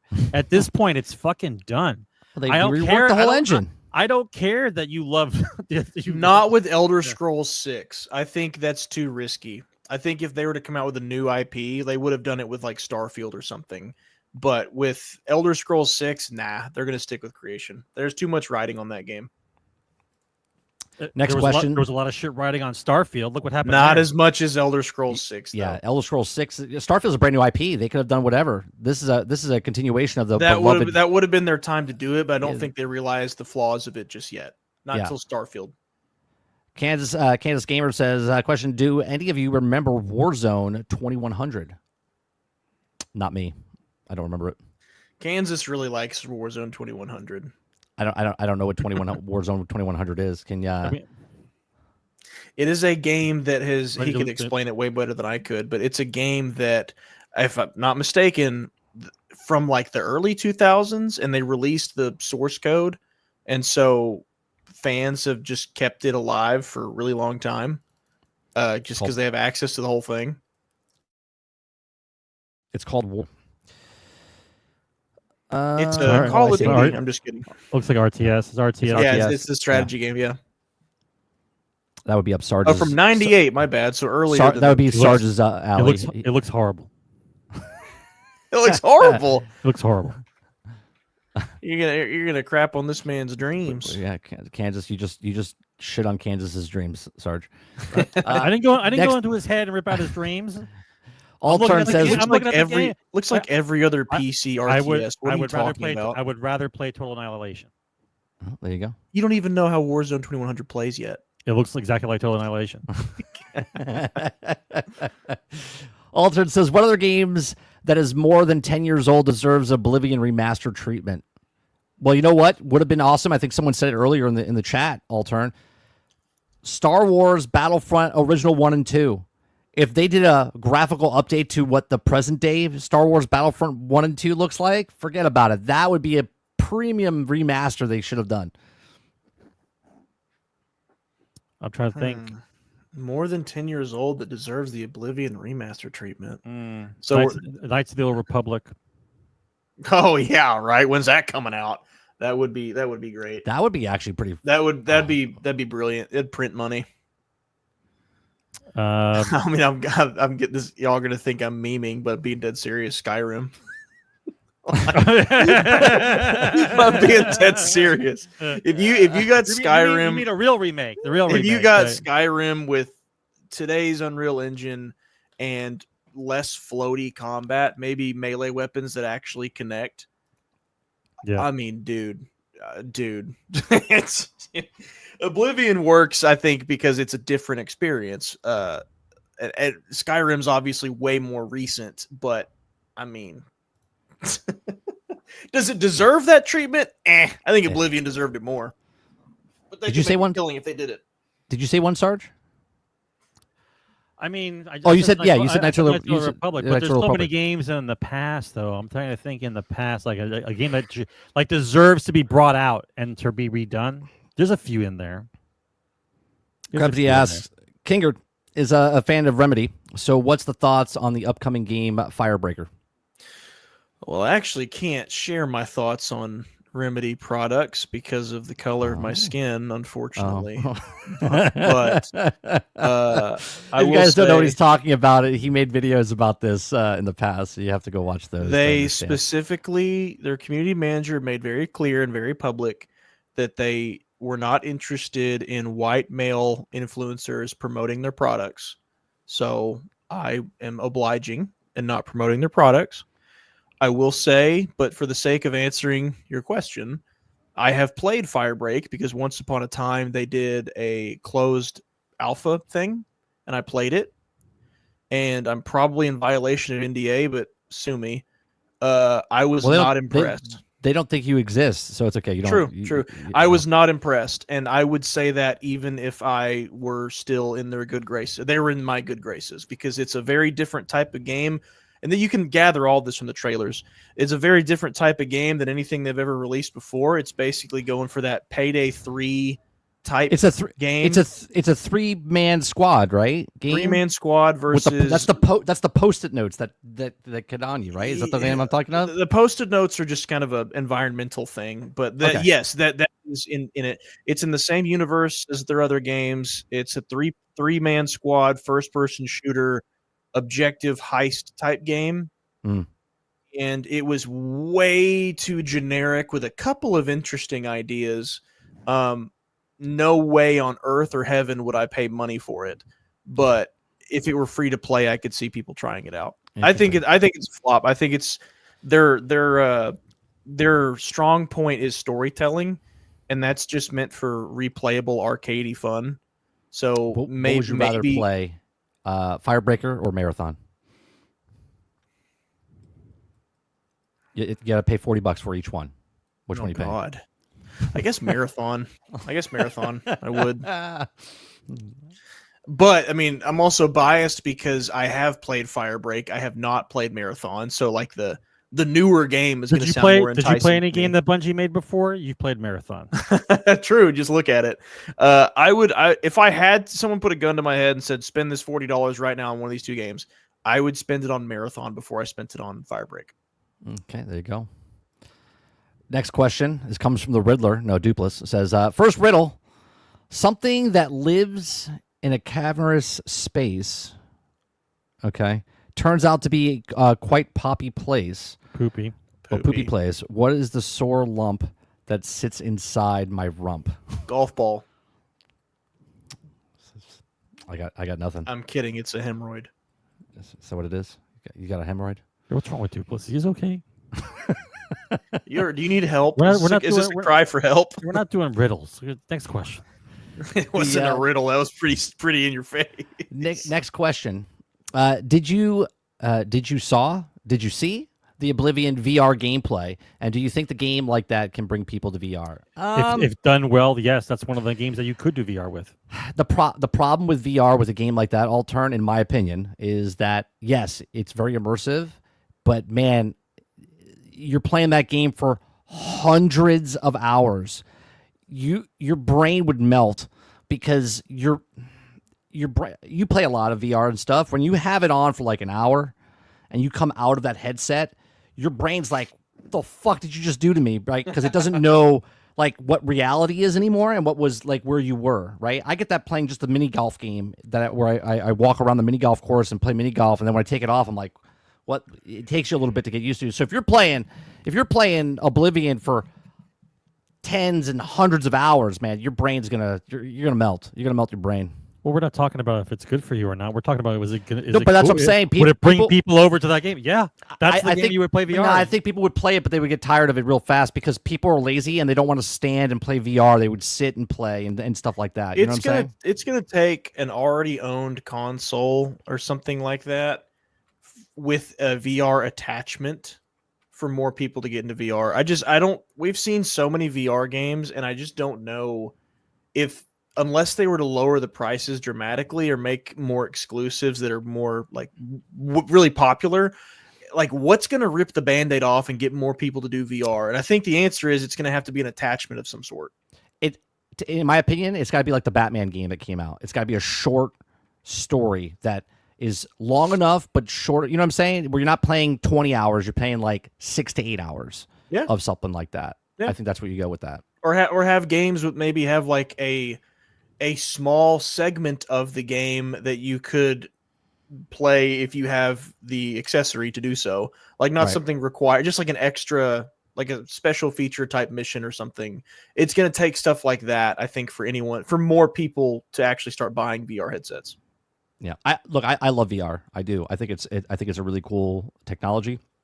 I have a MetaQuest 2, and I love the stuff that I'm playing on that. But again, it's like people are saying, very niche. It's when you play, it's short bursts. Like if you're playing, because if you're doing an exercise game, you're sweating, right? If you're doing something else, it physically exhausts you. Like right now, I'm standing. Right, I stand every day for 3 hours a day when I do my podcast in the morning and stuff like that. At the end of the day, when I'm done for 2.5, 3 hours, I sit down. I'm like, you know what I mean? Like that's what it is for the VR. Like you could play sitting down, but to get the experience of VR, you're going to be standing. You're going to be more exhausted. You're going to feel more worn out. So you're not going to put your game sessions in for a lot longer. It's going to be very short periods of time. Yeah, it's a little more physically demanding on you. All right, the last question for the night is Krebsy says, between Balatro and AC Shadows, what title more deserves a Game of the Year nomination? Well, first of all, Balatro already got nominated, so we know that's in the running. AC Shadows, I don't even think it's nominated. I don't think it gets nominated for Game of the Year. Oh, it has to. It has to get nominated. There's no way. There's no way. There's so many games. Expedition 33, Split Fiction, Monster Hunter Wilds, and we're just in month 4. You don't know those people who are running that office, Mike. They have to have it in there. You've seen the list of who's on the panel, right? That nominates. Yeah. Has to be on there. It'll be on there. You think it'll be on Game of the Year? I think it'll get nominated for stuff. I don't think it'll be Game of the Year. I bet your ass will be on there. They need to sell copies, bro.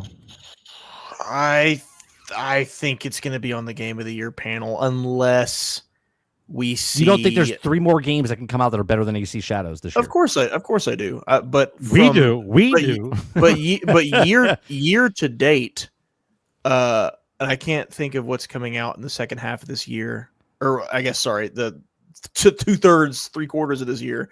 But like year to date, we've already seen several games that I think would qualify really well. You could put the Oblivion remaster there because last year they had a remaster. Remember, so that could be in the spot. Make that a category. If GTA 6 comes out this year, GTA 6 I agree. Is on by the there. way, if GTA 6 comes out, it's on there. Yeah. And if Borderlands 4 doesn't shit the bed, I don't think Borderlands 4 gets nominated for Game of the Year. Not Borderlands 4. If it doesn't, best multiplayer game maybe. Yeah, it won't be nominated for Game of the Year. I actually put 30 hours into Assassin's Creed Shadows. Did you? I did. I streamed it, and then I said I am open to playing this more on my own time because the beginning, most of my stream was just the intro, which was really long, several hours. And like around the end of my stream is where the open world opened up. And like that's where the game actually started, the game loop. Right. And it was certainly an Assassin's Creed game. So at the 30-hour mark, you were like, I'm done with this. No, well before then. Okay. I got so like, you put it in for science, is what you're saying. for science. Sort of. So I at the 12 to 15 hour mark is where I was like, this game feels repetitive. I feel tired. I don't feel excited to keep playing it. Imagine if it was a VR game.